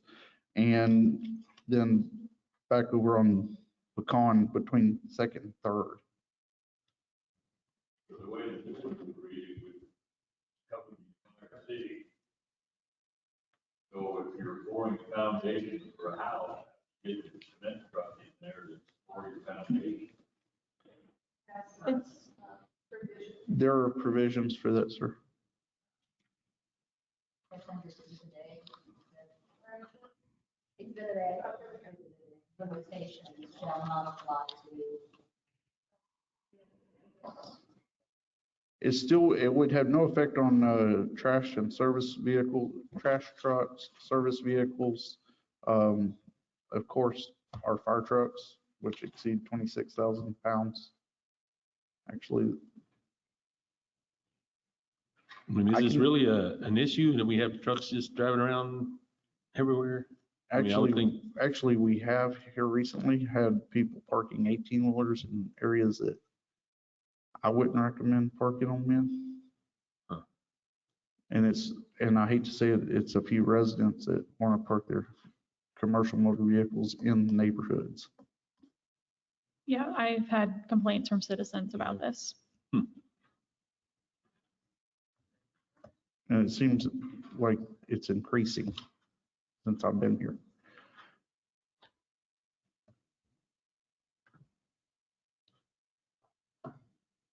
This would still permit the oversized and heavy loads, which we have no jurisdiction over for TxDOT permitting on 281 4th Street, which is 1623 State Loop 163 or FM 165.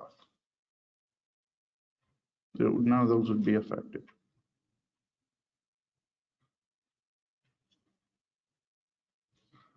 I have noticed more big trucks coming down the pond, and I keep wondering what they're trying to work on 281 to make them come down. Maybe that's bad GPS. Probably so. Yeah. And actually, last year we had I stopped two 18-wheelers on Pecan right in front of City Hall that had GPS coordinates trying to take them to the backside of Super S. And I was like, there's no access there for you. So they actually ended up down there near Danny Ray's house. So.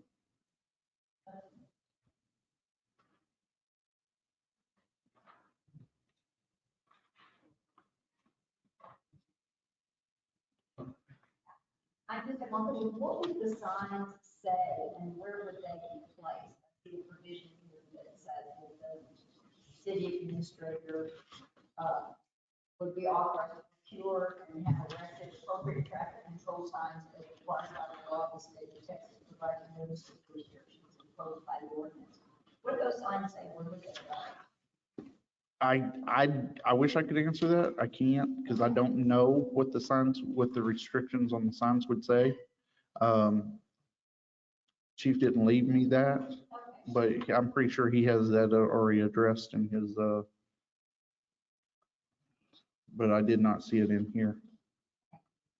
Now that there would be no real effects on the city Blanco residents, except for they'd see a decrease in large truck traffic on residential streets, reducing vehicle noise, reducing potential motor vehicle versus motor vehicle and pedestrian accidents, and increase the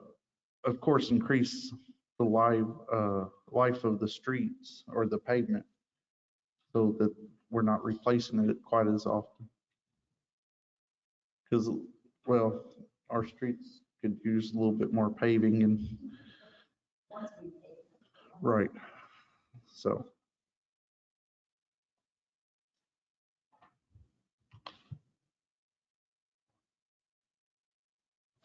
Here, one of the whereas is that there are reasonably available alternate routes in the city limits.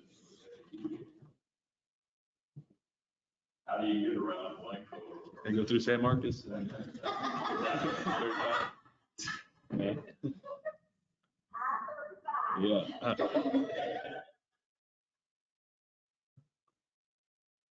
Well, like I said, this doesn't affect 281, 1623, 165, or 163 state loop.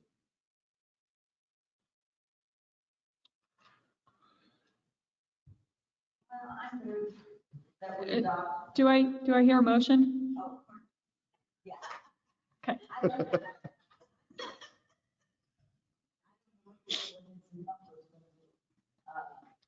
I move we adopt an ordinance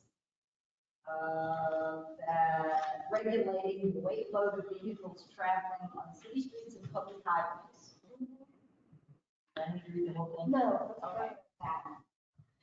Councilmember Barron has moved to approve ordinance 2021-0 TBD that is regulating the weight load of vehicles traveling on city streets.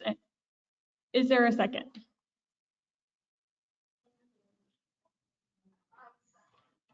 Councilmember Devine has seconded.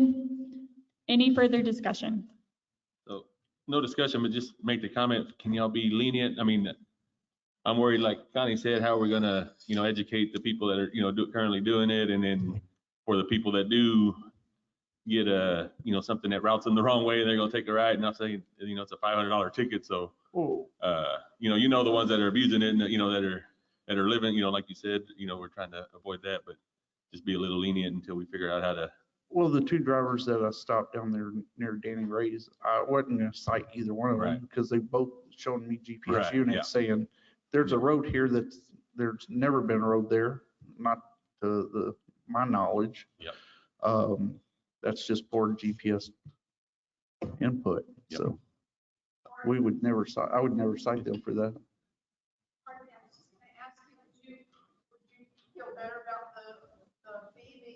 No, I mean, I like the fee for the people that are abusing it, or, it's just, I just feel bad for the person that had no idea and like, oops, I didn't know this was in effect. So I think we just need to do a good job of educating them too, between the website and paper and stuff like that. We can put it on the social media too. Yeah. All in favor? The motion carries unanimously.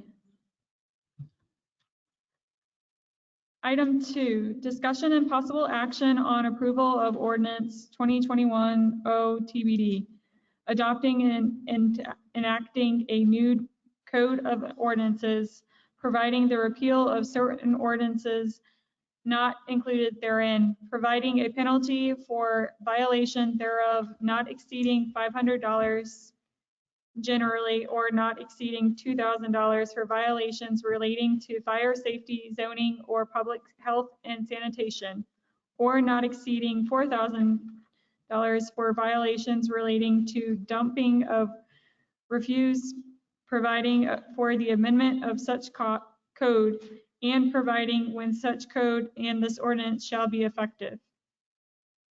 Ms. Cassidy. Is this on? Okay, can you do the next slide? Thank you.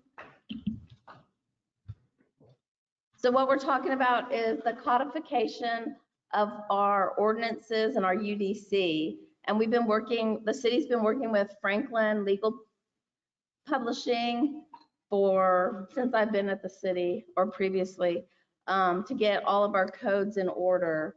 And the purpose of the codification is to help identify inconsistencies with the laws, and the process creates a uniform source that's easy for everyone to follow.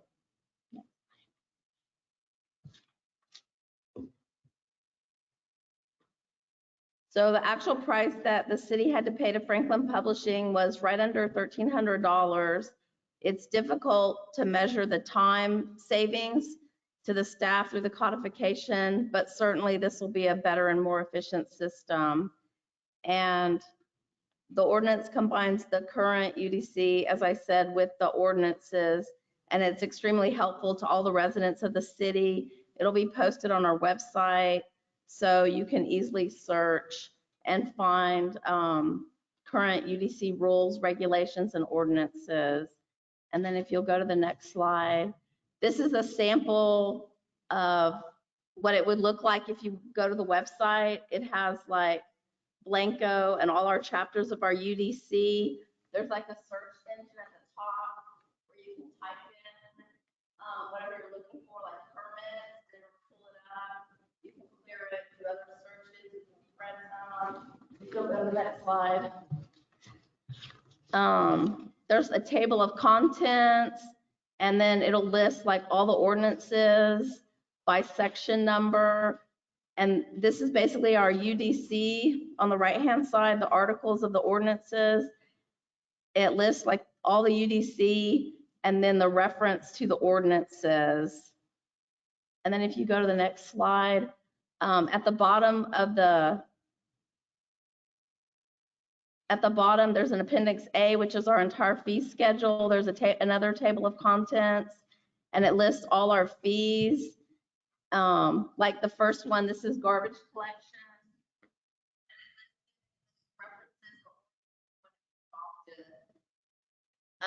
And if you'll go to the next slide, the last table is an Appendix B, which is an ordinance disposition table. It lists the number of ordinances, the date the ordinance was approved, and then a description of the ordinance. So it's just basically getting our UDC and our ordinances married together, and ease for everybody, staff, residents, everyone to search and find. So if the ordinance is approved tonight, Franklin will, as soon as I send them the signed approved ordinance, the next step would be for them to give us a link to put on our website, and it's ready to go. It's already been approved by legal and reviewed, and it's ready to use. Any questions? I'm giddy. Okay. Okay. But what is, we're standardizing, I was a little curious on this, the fines. Are we standardizing all of our fines, so we didn't have like one fine for this, one that was passed, and then later, so there'd be Yes. classifications of the fines? Yes, that's Appendix A. So you can search, you can go to the search and search for like water fine, garbage fine, and it should go right to it. It'll everywhere in the UDC that it pulls it up, it's gonna like it's like you're searching any document, next. It'll take you through the whole UDC. So everywhere garbage is mentioned, it'll find it. Or you can go straight to the appendix fee and it'll show you what my garbage fee is right now, when that ordinance was passed, what date that ordinance was passed, and what the fee is. But again, it's still only standardized. It looks like it says that any provision of the code or any rule, ordinance, or police regulation of the city shall be punished by a fine not to exceed 2,000 for violations of all such rules. In other words, we're changing this now. Like all the fees will be in that one spot in the appendix A. But they'll be the same. Means the amount changes. No, the amounts are what we already have approved. They're just approved by. I can't figure out section 5. I'm just trying to understand that. Oh, so unless it's different. Oh, Unless it's penalty. this is section 5. Then every person convicted of certain categories of violations will have this amount of the fine. Is that right? So Is this just your UDC? Mhm. Yes. is that what that means? I just. Anytime that you pass something that is going to be this comes back to the last issue, the last one, right? Because you don't operate under a code of ordinances with a published fine for something, every ordinance you adopt has to be a standalone thing that covers all of the basics in order for it to be enforced. And so you're starting off with your code of ordinances, you're starting off with your UDC. What I don't know is whether or not on a moving forward basis, what else might be codified in the future? Because other cities, when you have an entire code of ordinances, it deals with land use, it deals with UDC, it deals with animals and everything. So that everything is in one place. And you have any chapter, anything adopted pursuant to this, it's been published, it's got a fine set forth, maybe it's up to 5. The state law differentiates how much you can fine someone based upon the kind of offense that it is, because you only have municipal court authority. So sometimes it's up to 250, sometimes it's up to 500, sometimes it's up to 2,000, depending upon the kind of offense that it is.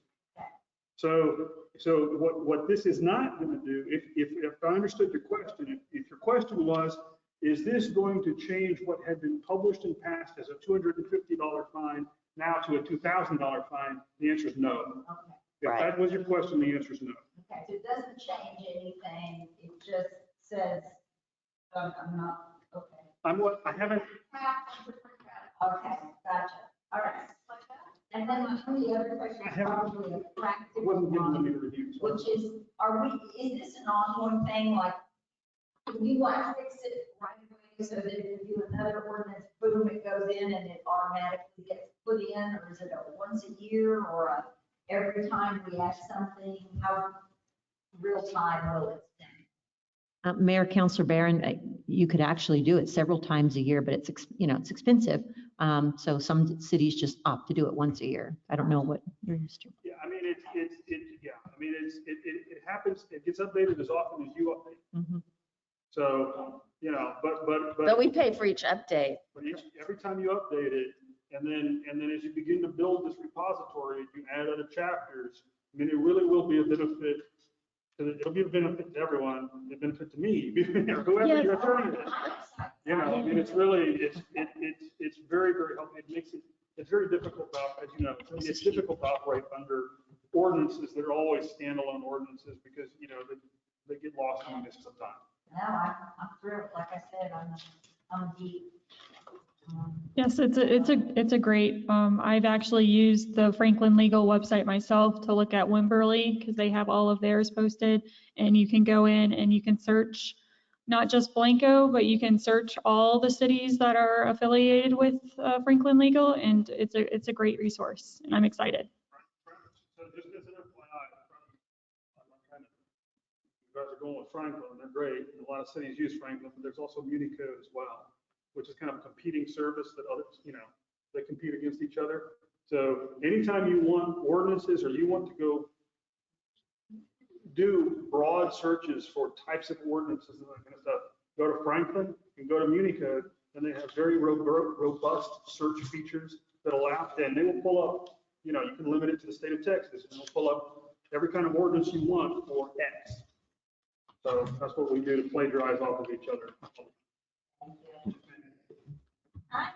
Thank y'all. Let me go.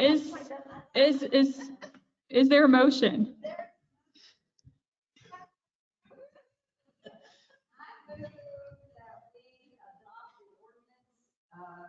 Enacting a new code of ordinances. Do I have to read the whole thing? Thank you. Councilmember Barron has moved that we accept the ordinance adopting and enacting a new code of ordinances. Is there a second? I'll second. Mayor Pro Tem Sauceda has seconded. Any further discussion? All in favor? The motion carries unanimously.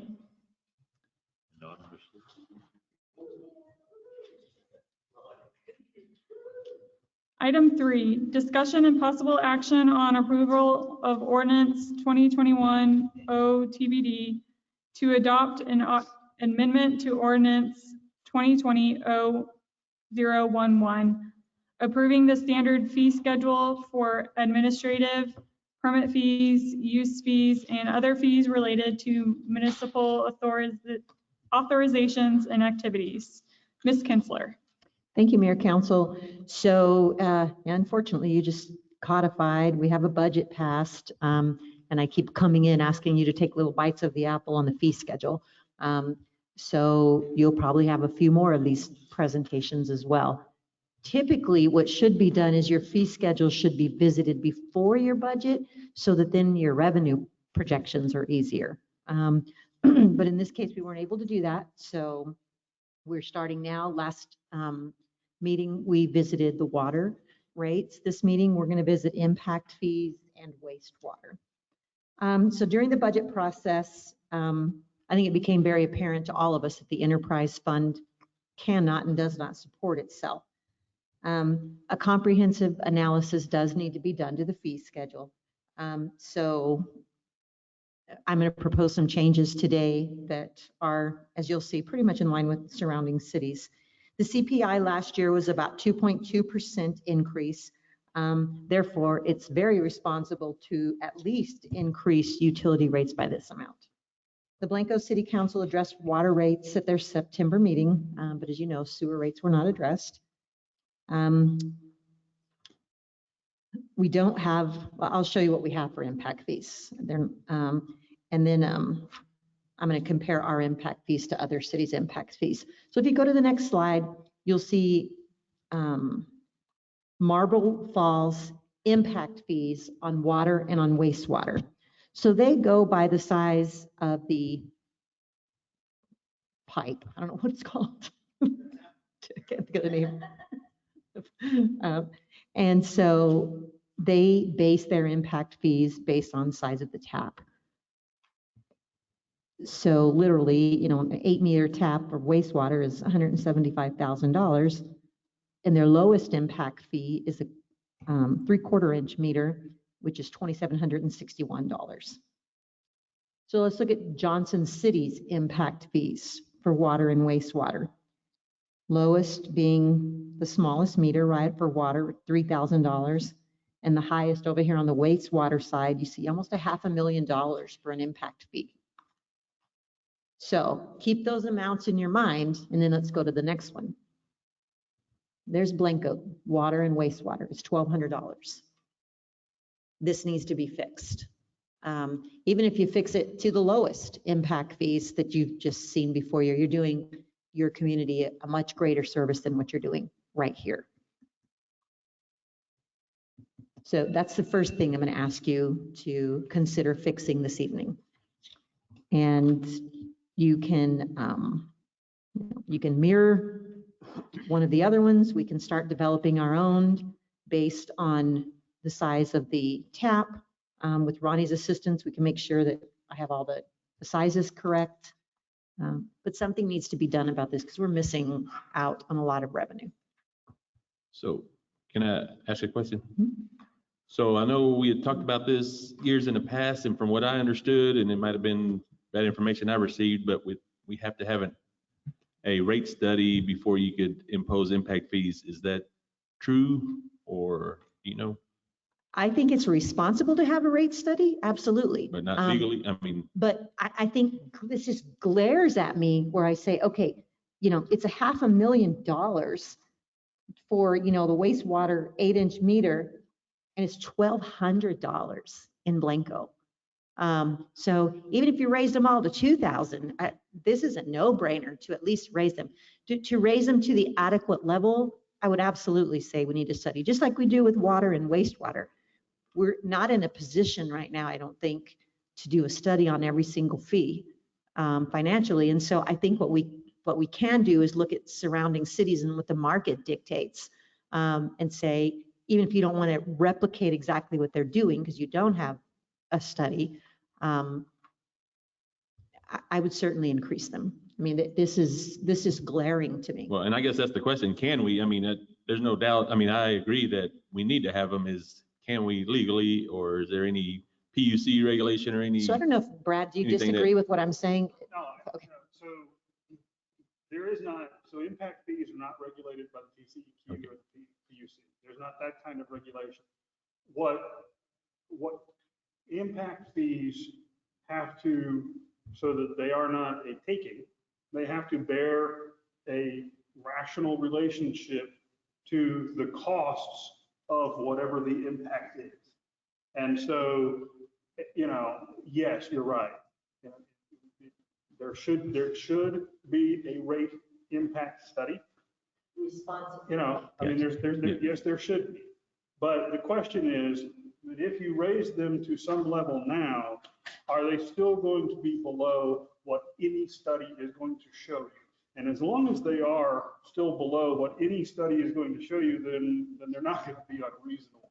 You can do, I mean, theoretically, if it got challenged, I mean, you have to get challenged.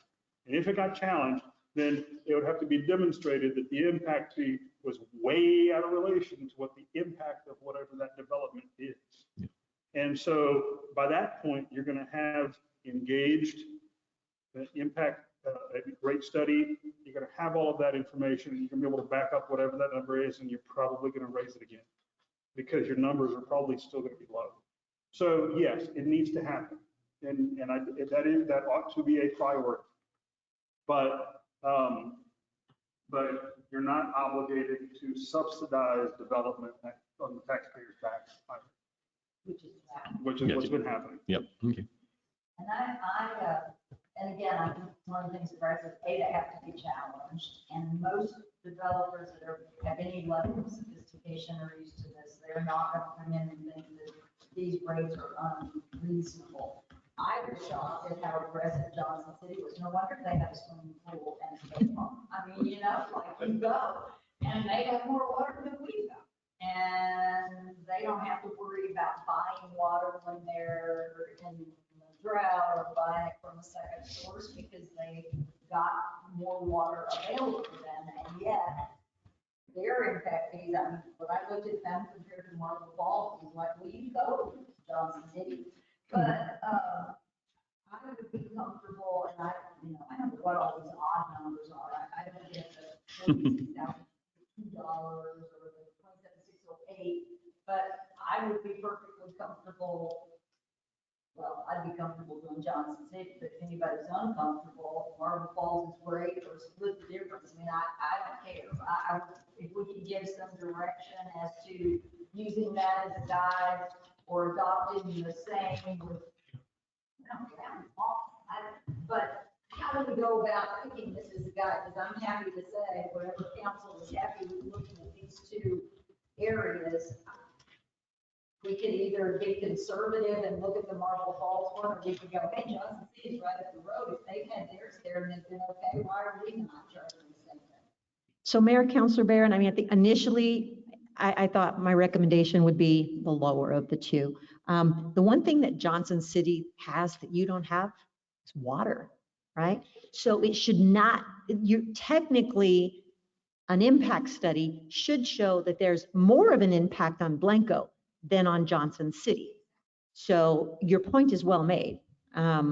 What I do want to do before you all decide on impact fees is I want for Mr. Rodriguez to make certain that we have all these sizes that I have here. And I don't know. So if you look at Johnson Cities, Ronnie, or Marble Falls, whichever, do we have all of those sizes? So you need to tell me what sizes we have so we can mark those out. Well, we have every size available, but we don't keep them on hand. Now, when you pay for a tap fee in the city of Blanco, you're going to spend $1,200, and it's labeled in that fee schedule that that's a 3/4 inch meter, no bigger. No more than 20 foot pipe, I believe, Zach, right, of 1 inch diameter. And that's all the only cost covered with that. So of course, somebody comes in and to City Hall and wants to pay for a 2 inch meter, well, then there's additional costs over the tap fee because we have to get with our supplier, see how much 2 inch meter runs and stuff from there. But so the only ones that we have on hand at any given time are the 3/4 meters, maybe a couple 1 inch meters, but other than that, everything else is special for. So. Know what a standard of, you know, what, I mean, these are represent different types of structures and capacity. Sure. Correct. Different sizes of development. Well, and primarily what we've done historically with the city of Blanco, if you got somebody coming in for a 6 inch meter, 8 inch meter, 10 inch meter, whatever the case may be, it's done in the form of a development agreement. So for somebody to come to the city of Blanco and say, hey, I want an 8 inch meter, it's like, okay, so what are you putting in that constitutes an 8 inch meter? Primarily here in Blanco, the council's always been on the effect of having the smallest meter possible so that you get your most accurate reading.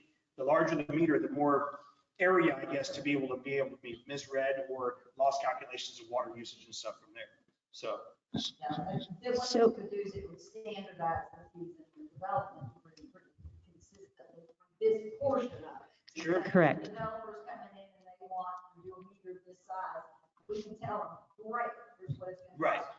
Well, and the difference, what you need to keep in mind is that when you're talking about tap fees, you're talking about a unit and some pipe and whatever that is. That's a direct cost. Exactly. For material. That's right. An impact fee does more than that. Exactly. Right? I mean, the idea of an impact fee is to cover the additional soft, if you will, costs that are not, you know, and there's not a specific, you know, fee necessarily fluctuates. If you've got a reserve capacity or your More higher utilization, Right. it's gonna be higher maintenance. right, you know, instead of having a 225, if you go through a wastewater plant, it goes, if you have a giant subdivision, and then it goes up to 230 or 240 or 250, whatever it is. Because it eats into your capacity, then that speeds up to the point at which you will have to increase that.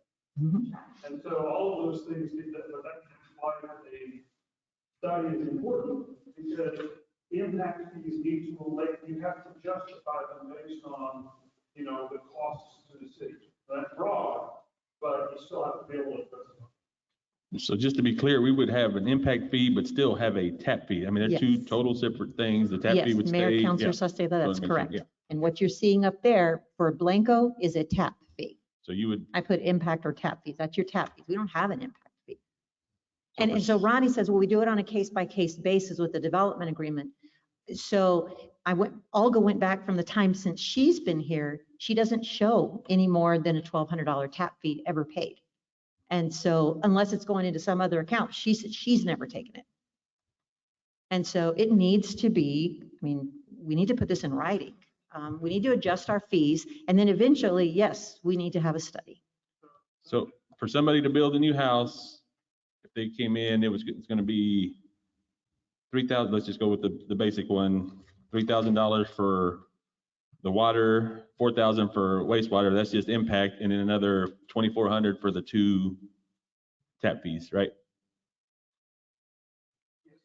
Yeah, so, I mean, Oh, I see what you're saying. I mean, I definitely understand that we need it, but that is going from 0 to that is And huge. you're not including tap fees here, you just have your impact fees. Right, but I'm saying, if me as a home builder, I mean, if I was gonna build a house, it's gonna cost quite a bit of money. Yep, correct.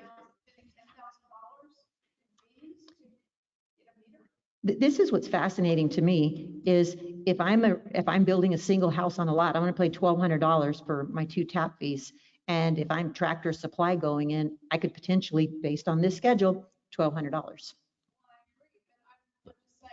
For a residential, yeah. Building a house on their single lot, 10,000 seems a little high of a burden. So you're the governing body. You all can decide. I'm just showing you what surrounding cities are That's what I charging. was saying. I mean, that's what I was trying to get. I mean, and I definitely understand the side that we do need it, but it's like sticker shock.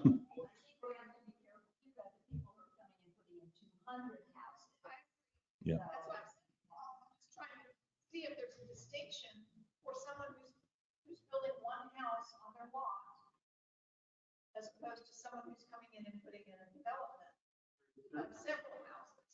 So it's calculated on the level of what y'all heard that term, living unit equivalent, okay? And so I just. That's the numbers in parentheses. I did that for a client in litigation, and the developer wanted, the city had estimated, I think, 10 LUAs currently for this particular large parcel. And under their capital improvement plan, over the next number of years, it would go up to 90. Well, they wanted 250. And so they had to pay the cities per LUE, just water. And they had to pay the cities per LUE, and so they're paying the city $1 million, 950,000. I'm good with developers paying us. I'm not good with the one person I who wants to understand build that. a house on one lot. You can't have, if you have an impact fee, it's an impact fee per LUE. Yep. That is a LUE for one single family unit, then that's what gets paid. And I hear what you're saying, but incrementally, if it's one person, well, what if I have a couple of acres and I want to subdivide it into, 5 houses? Well, then we charge them. Yeah, I mean, it just. It goes on. I would imagine, Yep. I'm guessing that it would be not so defensible in court if you say that now it's discriminating against That's right. development. Yep. In Texas, you don't discriminate. You can't pick and choose. You can't pick and choose. If the impact of a unit is the impact of the unit, then it has to be the impact of the unit. And so we have to do it. I think the chances, what we're seeing here, Councilman Devine, I don't think we're seeing a lot of single homes. I don't think we're seeing a lot of. We're not gonna, no more. But we haven't today. Now, the people who are coming in, unfortunately, and buying single homes are buying in Rock and J and Cielo Springs and out of the property. And what we're likely to see in the city limits are going to be developments. They're going to be, I want to come and build 6 houses or 8 houses or 10 houses. And along with that comes the issue of street maintenance and police and all those things that we haven't even touched on. General impact fees that we would add later, but these impact fees are much easier, I would Justify. quantify. Because they are tied to services that are measurable, but I would hope that as we have the chance to do more studies and find the money to do that, we'll also be able to look at impact fees for the services, city services we provide and the streets that are used and all those things. So whether it's a family of 4 moving to town or a developer putting them up, there are additional costs that we have not been covered. Well, and let me just put one more little to you. The council's concern, understandably, about growth and your ability to Government. regulate. Right? And we've had a lot of talks about mud and all these other kinds of things that come in. So that this instance I'm talking about with the other city, this is a parcel, it was in the city's ETJ. And as part of the development agreement, they come there, because you can only annex now by consent. They're coming into the city by consent. The city's getting to use this zoning ordinances and all of its other regulatory powers that have on this parcel that would otherwise be in its ETJ. The city's getting an almost $1 million infusion into, its funds for the impact of this and getting some control over what would otherwise have been a very undesirable development in its ETJ that has almost no authority to govern. So, I hear what you're saying, but, you know, it's a tool the cities have, and otherwise, you're really literally subsidizing.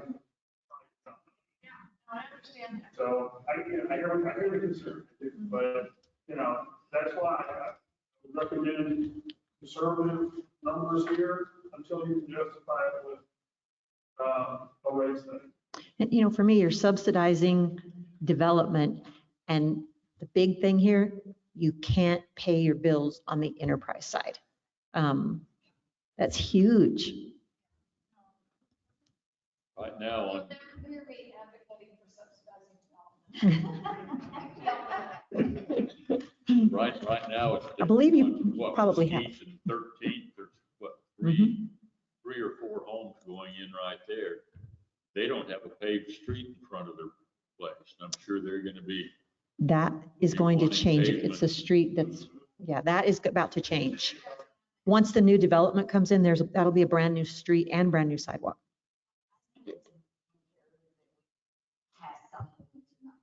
I do too. Yeah. Once we are gonna be catching up, when development plans get filed with us, things that we don't have in place and not have well established, or just at risk for not being enforceable or being a problem. Once they're here, we can move ahead with the study. We may end up bringing them back down, we may end up taking them up, but at least pick something. So I think that if the Marble Falls one looks good, and if you feel like you want to do less than that, cut it down by 10% or whatever, I think that our city administrator and public works can get together and do anything they want with those numbers if we give them some guidance on kind of the range and what we're looking at that we think would be reasonable, looking at market that we'd be comfortable with. Maybe Johnson City, like I said, you go Johnson City, because that just feels like, wow, that seems like it's too much to start, and we're comfortable looking more in the Marble Falls range. So I like all of that. Like Johnson City. Sharp's just one step. Well, like I said, now we know why they're all swimming in the skate park.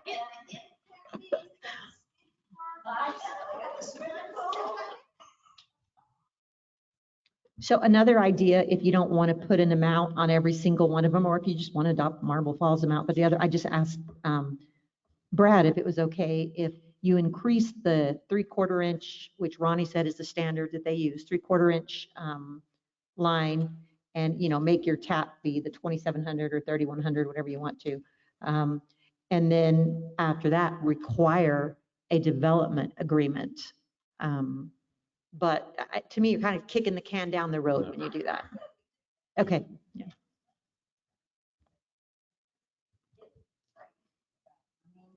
Everybody does it, we're like one of the only communities left. You may be one, you're definitely one of the only. We are, everybody else has this, Yep. and we are sitting there nickel and diming and sweating, paying our bills, and with a whole lot of undeveloped property for sale and moving and transferring. So do I hear a motion on the impact fees? What are y'all talking about? And how do we give you some direction? I don't have a problem with, I don't have a problem with shooting for Johnson City. If you feel like Johnson City's too high, you want to go for Marble Falls, or you want to split the difference and direct the city administrator to do something between the two, I don't know what y'all's like, and I'm good with Johnson City. I think we can justify Johnson City as being right there with a whole lot more water than we've got. My only, I'm not an impact fee Nor am I. like expert, right? So in terms of the number, what I know about them though is kind of from the back end and from litigation.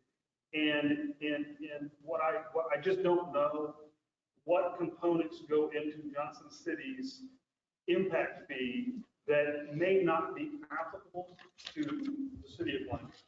And so, it's difficult to say, I mean, they may have far greater, costs. They may, I just, They have far greater access. yeah, I mean, it's It's difficult to say. So my thought on that too is they're also a groundwater system. Yeah, So they're that's true. primarily groundwater. Guarantee you that their treatment cost for treating that Way water less. is a lot less than that. It's a really good point. So is Yeah. Marble Falls also groundwater? There's- Okay. So, I mean, that could be a reason for some of the differentials with Water Johnson, so I'm saying, go JC.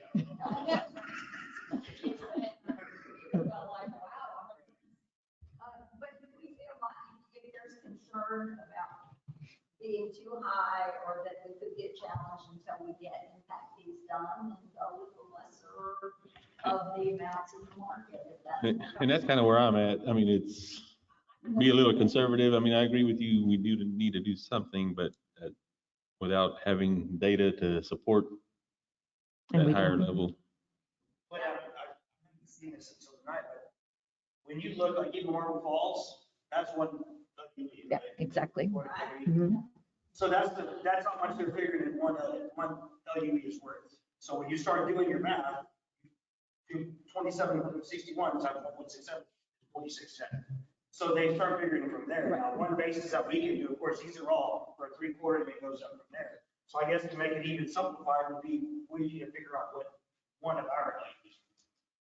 And then we could do the math. Then you can from figure there. out the Good rest of point. it. Yeah. The rest is just, Right. if we're following the basis, now I haven't seen Johnson City's check it, but if you start doing the multiplication, that's where these numbers are coming from. We have all these. These are what But again, tap fee's one thing, impact fee's another one. Johnson Cities is more. And so- impact fees, y'all know as well as I do, we only have a certain amount of capacity in such a wastewater plant and our water treatment plant. So when somebody does purchase another water tap, they're gonna be taking on the impact of that. For a 3/4 Taking it inch? from their consumptions. That's what you're. And you got 5,046. I wonder how they got to those Hold on. calculations, figure out how much one of their. Oh, no, So they 27 is 3. multiply one unit, which is one by 1.67. You do, you get 4610. Is that what they're? Yeah. So again, like, you got a bunch of numbers in front of you, but if you can figure out one here, it's worth it. Well, I'd be comfortable with Johnson City's numbers. Um, They're closest neighbors, and they have more water. So just a little consultation here with Brad. He was telling me about another city. Just to be safe and to be cautious, why don't we adopt the Marble Falls rate?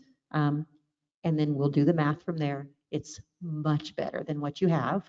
And we need to begin a rate study. But what I'm trying to do is look at them, as you'll see, individually right now and just try to, because a rate study will take a while. And so I'm trying to get some revenue at the beginning of this fiscal year, at least have the ability to get some revenue And you know, those for your rates enterprise are fund. available from the city. right? Yes, Those are all- exactly. Right, so we can quickly gather those documents to see how they've arrived up there. And I mean, I suspect that we could, you know, we can come back to you, and if it's low, come back to you and say, well, now here's what the rate study shows. Great. We can bump it up. I think that would be the safer course of action, but of course, I'm the conservative one who tells you, oh my God, the sky's falling, you might sue. But, you know, that's just my job. Given what we have right now, let's go conservative until we get the study done. If the study shows we can justify higher, then we'll take it up higher. I'll just tell you then, if you do it tonight, starting tomorrow, you know, somebody comes in, you know, I was thinking of building a house. Yeah, I certainly should have done it last month. But starting tomorrow, we can start, you know, assessing these fees. Well, then what I would like to, and I'll put it in form of motion, but this makes sense. Let's say we do our one unit at $3,000. Let's just round it up so we don't just like copy them, but let's go ahead and make it for, yeah, 2,500. Let's do 2,500 for one unit on the water, or you want to go up to 3? I like 25. You like 3? No, I like 25. I like 3 because I'm opposite. let's look at Johnson Cities is Thinking opposite. 5,100 On the water. on the water side. Same one for. Yeah, so even if, yeah, so I mean, you're barely going up. You are, but I just saying, I don't think 3,000 is very reasonable. You're looking between 2,700 and 5,200, so 3,000, you're way on the low end.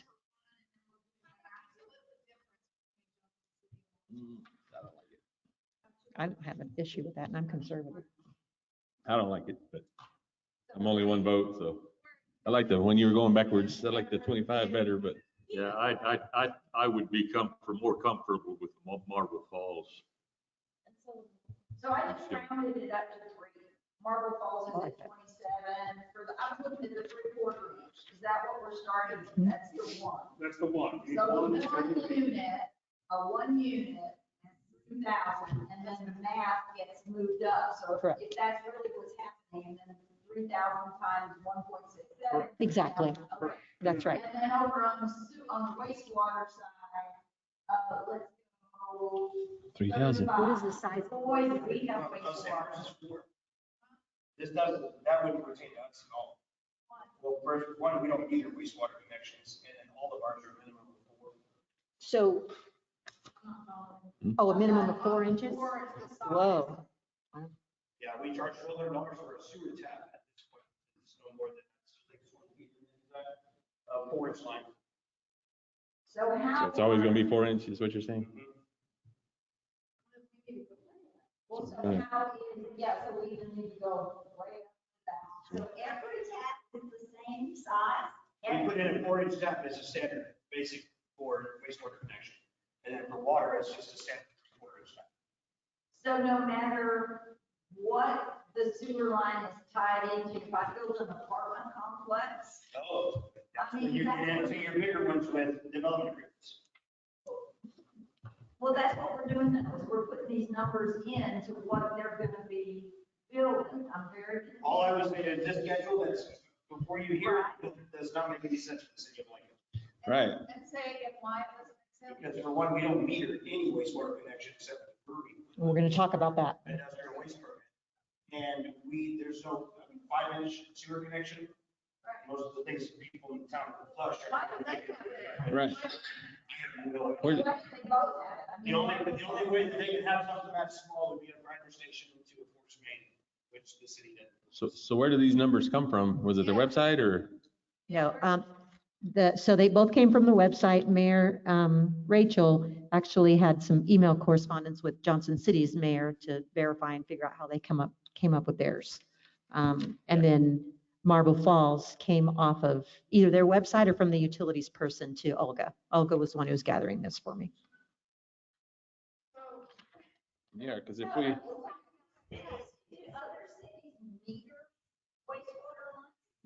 It's not customary. It's not something that's done in a lot of cases. yeah, and I don't see where you could have a 3/4 inch sewer line. That's not very much sewer. Yeah. attendees, sir, do you know anything about wastewater meters and size and that and whatever from other experience in other parts of the world? Yeah. I know. Everybody's looking around.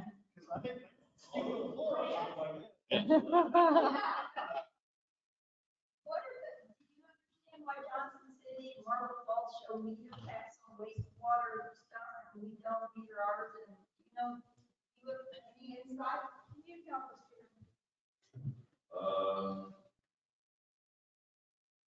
Not really. Okay.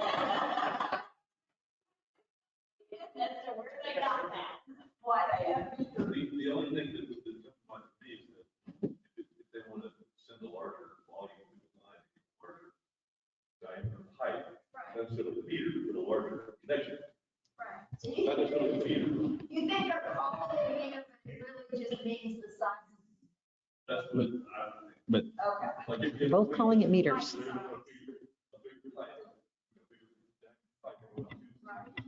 is going to impact your system because you might not hit it. But that still doesn't make sense because they show a 4-inch meter at 54,000 and we're I not going know. to charge 54,000 for our standard connection. It's, That's 16, so this $54,000 number is 16.7 million. Exactly. So what you're doing is you're adopting. Adopt it, yeah. LUE instead. Right. So, you know, one house isn't, if you were concerned about a $3,000 impact. Yeah, right. Now here's $54,000. grant. Yeah, right. That's not the way it works, right? So you're still paying a per LUE, even though We have huge, it, you know, I mean, so that's what these numbers are. So it's really 54,887, divided by, right, am I mathing right? Yeah. 16.7? I would base it on LEUs. Yeah.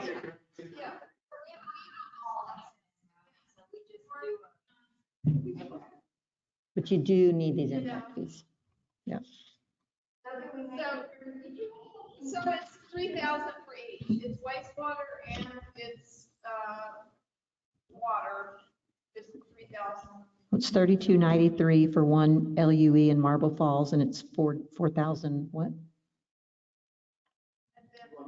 4,000 in Johnson City. So, I mean, obviously their LUE for wastewater for both of them is more expensive.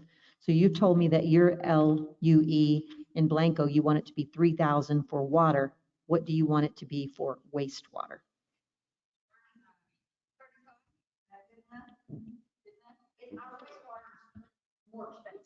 Wastewater is primarily more expensive, not only just the treatment process, but also the disposal. You've got your sludge, you have to haul off, it has to be processed a specific way, and, you know, so primarily your treatment for wastewater is gonna be higher. 4, 5? Do I hear 5? So we did hear from one citizen that the other.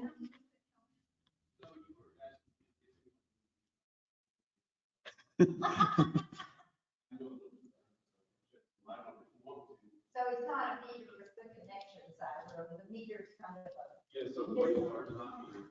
Yeah. Wastewater, you have two fees, you have an impact fee, then you have a use fee. The use fees are charged monthly. That's based on usage. But for wastewater, the impact fees and the water impact fees are based on, the state allows you to recover fees for system improvements, so that's what the impact fees are. But the use fees are for a single family residential unit would be one LUE. And so you establish that, the rates for wastewater are generally established by the water usage, because you can't meter or you don't meter wastewater. And I don't know what the city's use fees are. Usually establish the rates. We're gonna talk about that next. We are. Thank you. We're on 7 for the water, so the water is a toss up between 35 and 4. That's where we are right now.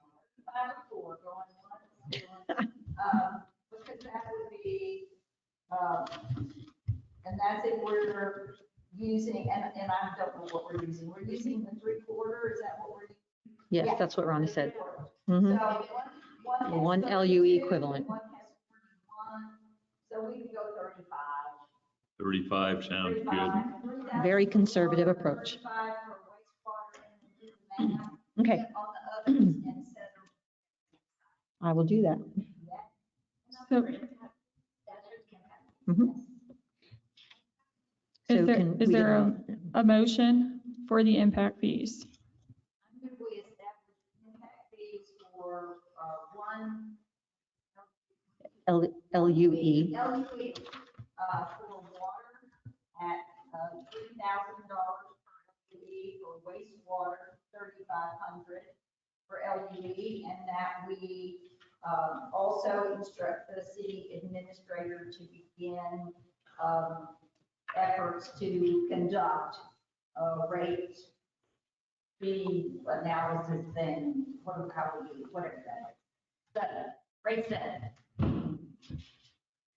Councilmember Barron has moved to approve the one LUE of 3,000 for water and one LUE of 3,500 for wastewater, and for the city admin to begin a rate study. Is there a second? Councilmember Devine has seconded. Any further discussion?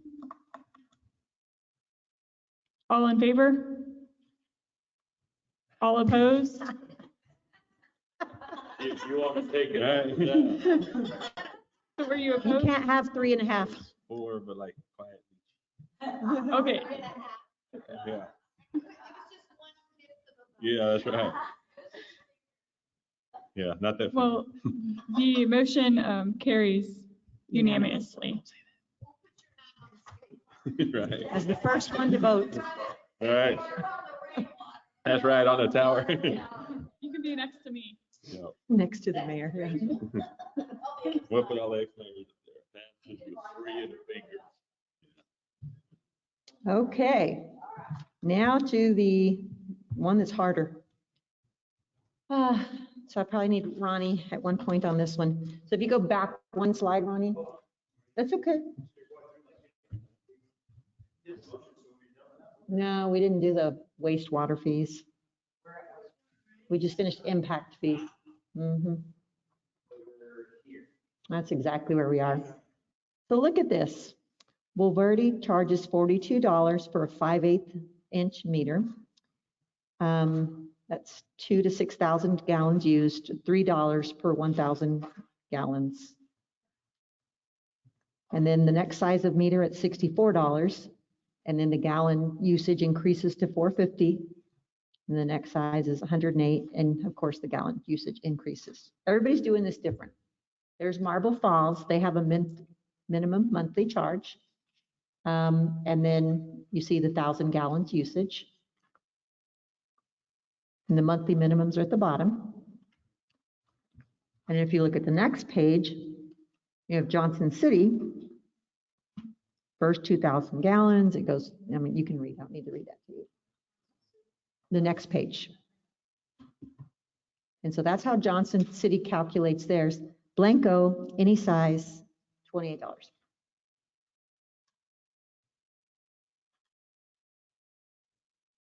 So my issue with that is if I'm a single home, as Counselor Devine's talking about, then I could end up paying the same rate as a Tractor Supply. And I will tell, I don't have it all, I'll show you this. I have done every kind of formula I could come up with to figure out how we would increase our rates within reason and follow one of the formulas so that the increase wouldn't be so high. And it would seem to me that the volume base is the way to go. And the way they decide on volume after research, the usual way is a 3-month winter water usage Averaging. So whatever your water usage is for the 3 winter months, it's consumed everything that goes in during the winter months comes out during the winter months. Because you aren't irrigating, you aren't washing cars, you're not filling your swimming pool. It's probably your average wastewater, or the best way to determine the household wastewater consumption. So we would take the 3 winter months for a customer, and that number would then be considered the usage by which you would charge them for the remainder. For the rest of the year. Mhm. And That's that's correct. what we currently do, right? So we do winter averaging right now. That's what.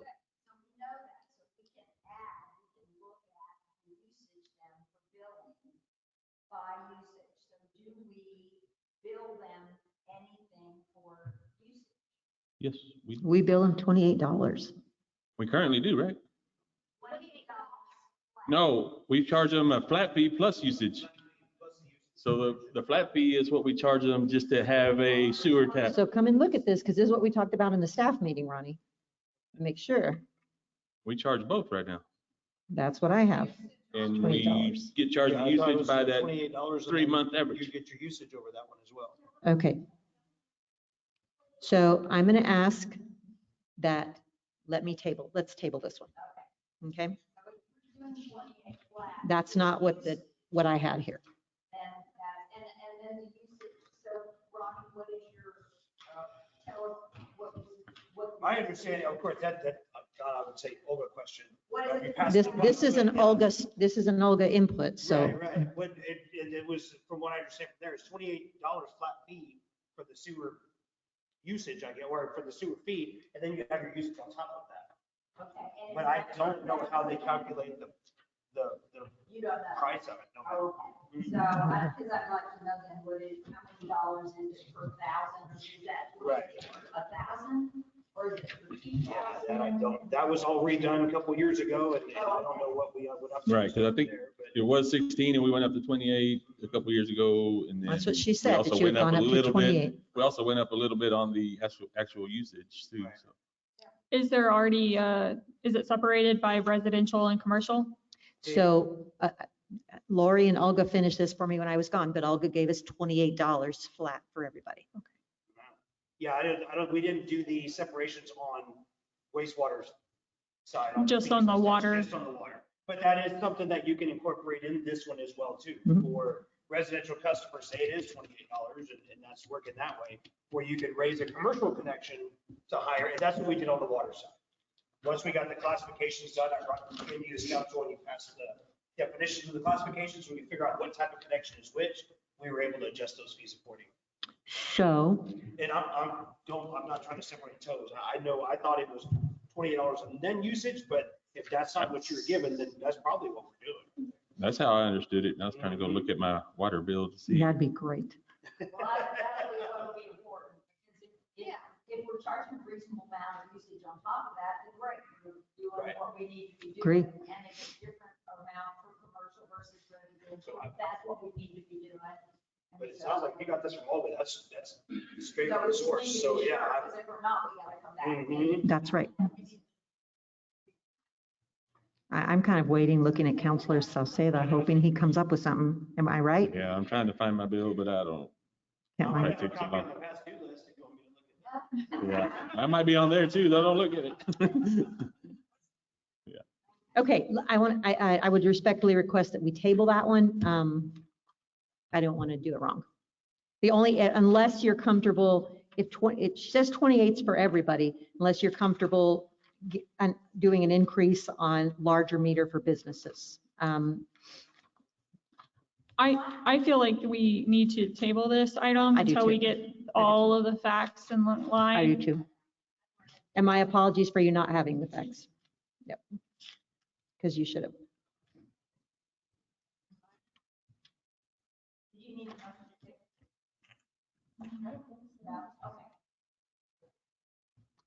I think maybe for the record, because you have both in your item, Mayor, if you don't mind, let's just make it real clear. Can I have a motion to table that? I move the table,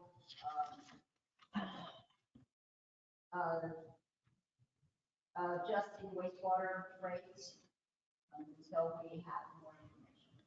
Councilmember Barron has moved to table the discussion about increasing the wastewater rates until we have further information. Is there a second? I'll second. Councilmember McCullen has seconded. Any further discussion? All in favor? The motion carries unanimously. Item 4, discussion and consideration and possible action on the approval of a water and sewer extension agreement between the City of Blanco and Six Wheeler LLC. Ms. Kinsler. Thank you, Mayor, Council. Is there anybody here representing Mr. Wheeler? So I think we need to go into executive session on this, but I want to just let, mostly for Ms. Panel's benefit, I would want the council to know that on Thursday or Friday, the city secretary emailed Mr. Wheeler the development agreement asking for input. We got none. Then today, she emailed Mr. Wheeler again, no response as of 5 o'clock.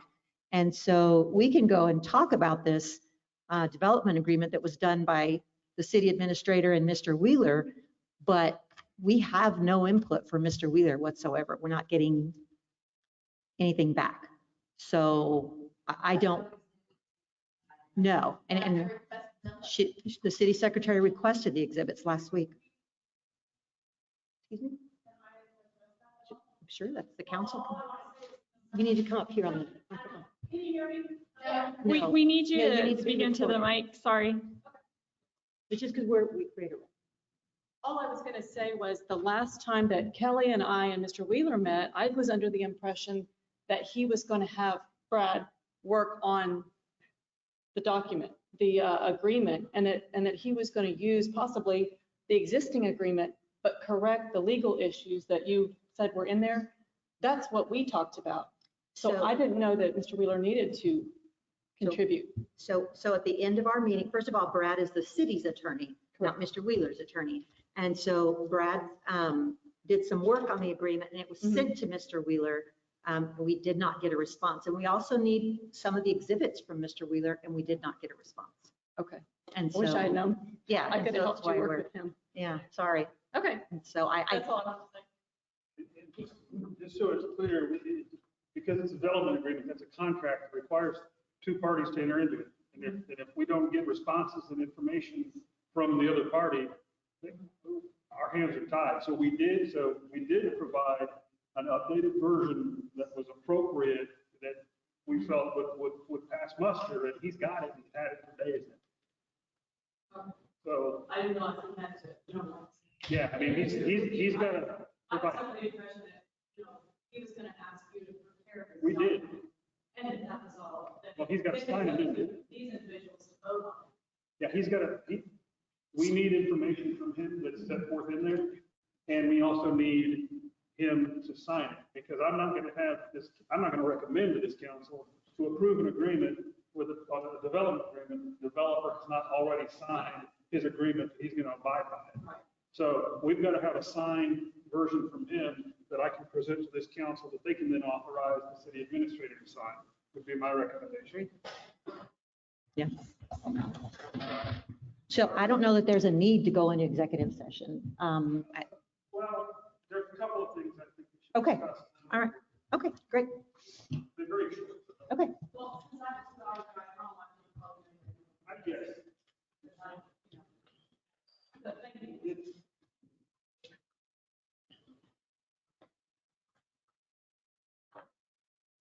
So at 8:47, we are going to adjourn into executive session. Item 1, Texas Government Code, Section 551071 and Section 105, Texas Disciplinarian Rules of Professional Conduct. Confer with city attorney regarding legal issues associated with water and sewer extension agreement with the city of Blanco and Six Wheeler LLC.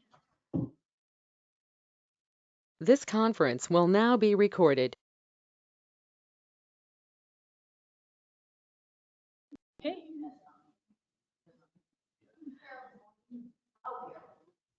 So at 9:17, we are going from executive session back into regular session. So, can we, with your indulgence, can we take like a 5-minute little break to run something down? Because I'd rather do it now while we're still here. Sitting here is what we live for. I'm sure Take that- your time. So we just gonna continue. There was no action taken in executive session, and we are going to go into a 5-minute break, and we'll be back. This conference will now be recorded. Okay, so we are back from our break, and we are going back to new business. Item 3, the discussion and possible action on approval of ordinance 2021 to adopt an amendment to ordinance 2020-0011, approving the standard rate fee schedule for administrative permit fees, use fees, and other fees related to municipal authorizations and activities. Yes. So impact fees are governed by chapter 10 of the local code. And in order, well, from what I understand, the city is taking some steps to prepare what's called a CIP, a capital improvement plan, for some of your services, wastewater. I need to see the CIP to see what the scope of it was. They're only good for a certain amount of time, but I need to see what it was. But I understand it has not been a CIP performed for water, or roads, or other services. So in order to adopt impact fees that cover these other services, you have to follow these procedures. One of those procedures is first having a CIP for those. So in the absence of the CIP, you can't adopt the impact fee yet because it's got to be based on the CIP, which has to be done by the qualified professional. Your CIP for wastewater is performed by some, I don't know the name of the engineering firm, but they prepare it. I've got to review that to see from there what else might need to be done to adopt an impact fee from there. And then we'll have to revisit water and other services as well. You've made a motion, so the portion of your motion that approves the impact fees is we're either not going to move, enforce it or move forward on it at this time, or you can rescind it. The second part of your motion was to authorize the impact fee study. And so that needs to happen. That needs to go forward because in order to make sure we've crossed all T's and dotted all I's, and that you have something that is applicable to all of your services for which you want to collect impact fees, you need to have all of those steps in place. And there's all that mandatory language in chapter 390. So if I can, I think before your impact fee study, we want a CIP. Correct. So I don't think we even go straight to impact study. And we talked about this during the budget. You don't have a CIP from any department here. I found out just by happenstance a few weeks ago that she actually had one done 3 years ago in wastewater. That's the only one you have done, and I haven't even seen it. So everybody needs a CIP, but I think we should not do the study after what you just read to me until we do a CIP. Yeah. Do you agree? So I agree. I don't remember the wording of the motion, whether or not that would cover a CIP authorized. It does. Then we'll begin the process of gathering that information. I don't think this one is noticed. Then to authorize the approval of begin CIP from the other study. We'll get back to you with additional information. And I do recommend that we begin that process as soon as possible, because it will ultimately. Absolutely. Yeah. And so it's just a necessary expense for something to occur, and we can begin that process and make sure that we cover, all our bases out. Bring that up now while we're still here. And you need it for next budget year anyway. I mean, you're going to have to do it this.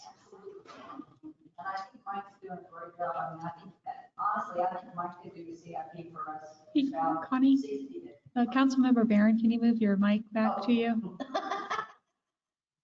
Thank you. Thank you. Yeah. Anyway. You turned it off. Yes, there you go. But I think we can have that done much more quickly than we might have imagined. And especially if we have the GIS for the sewer lines. And we already know what our capital improvement needs are for the expansion, for the improvements in the wastewater treatment plant. So I think our wastewater thing, we could probably sit down and get done in a very short amount of time. This council, who thinks CIP is scary, just found out that 75% of the sewer lines in our city are plain pipe and they're over 50 years old. I don't think the sewer lines are going to start popping here anytime. Be fun. So there you go. CIP will be to replace a huge number of sewer lines orderly and consistently, and that's not what we need. Can I ask a question? So the CIP that was done 3 years ago on wastewater, that doesn't give us enough standing? We need to look at it. We need to look at it. Okay. Haven't seen it. To go ahead and pass the waste. Not tonight. Yeah, not tonight, not without having seen it, so what I would recommend is that somebody make a motion to rescind the earlier motion. And then I think staff has enough direction, we know what we want, and we'll bring forward the information you need in order to begin these steps. And moving forward. Let me ask you this, Brett. If it's not worded, could, on that one particular item, the way it's worded, could they? I'm wondering about just moving it. That's why you only quarter voted. Approving the standard fee schedule. So maybe they could say, we would like to staff cause the CIP to be done on this department before.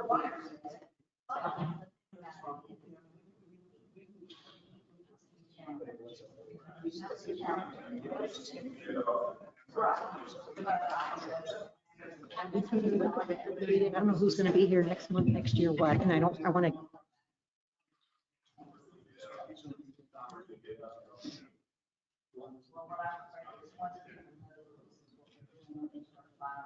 Yeah, that's why.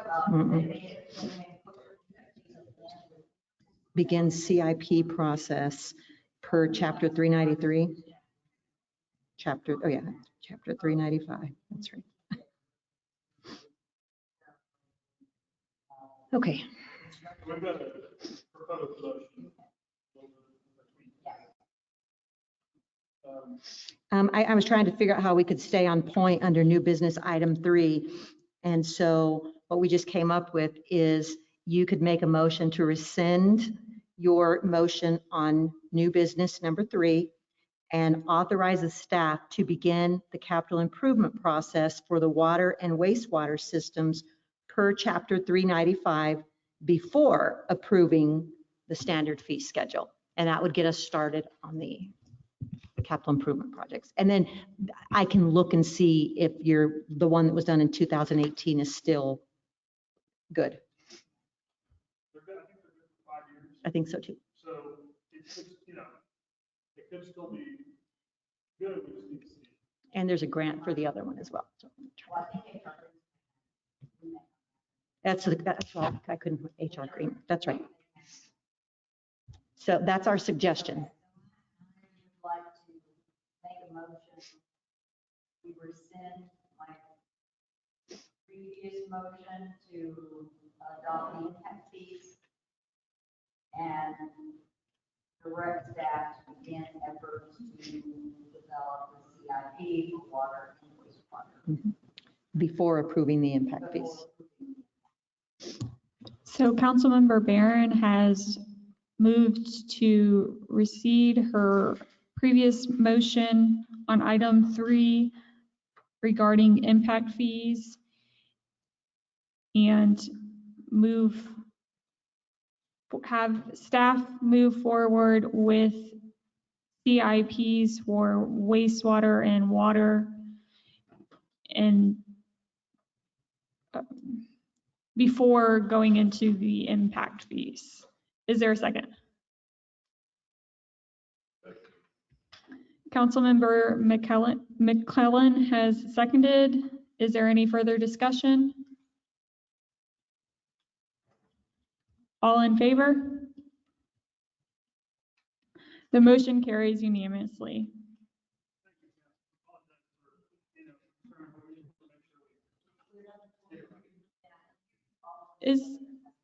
Is there a motion to adjourn? Mayor Pro Tem Sauceda has moved to adjourn. Is there a second? Councilmember Devine has seconded. All in favor? All opposed? Motion carries unanimously. So at 9:40, we are adjourned.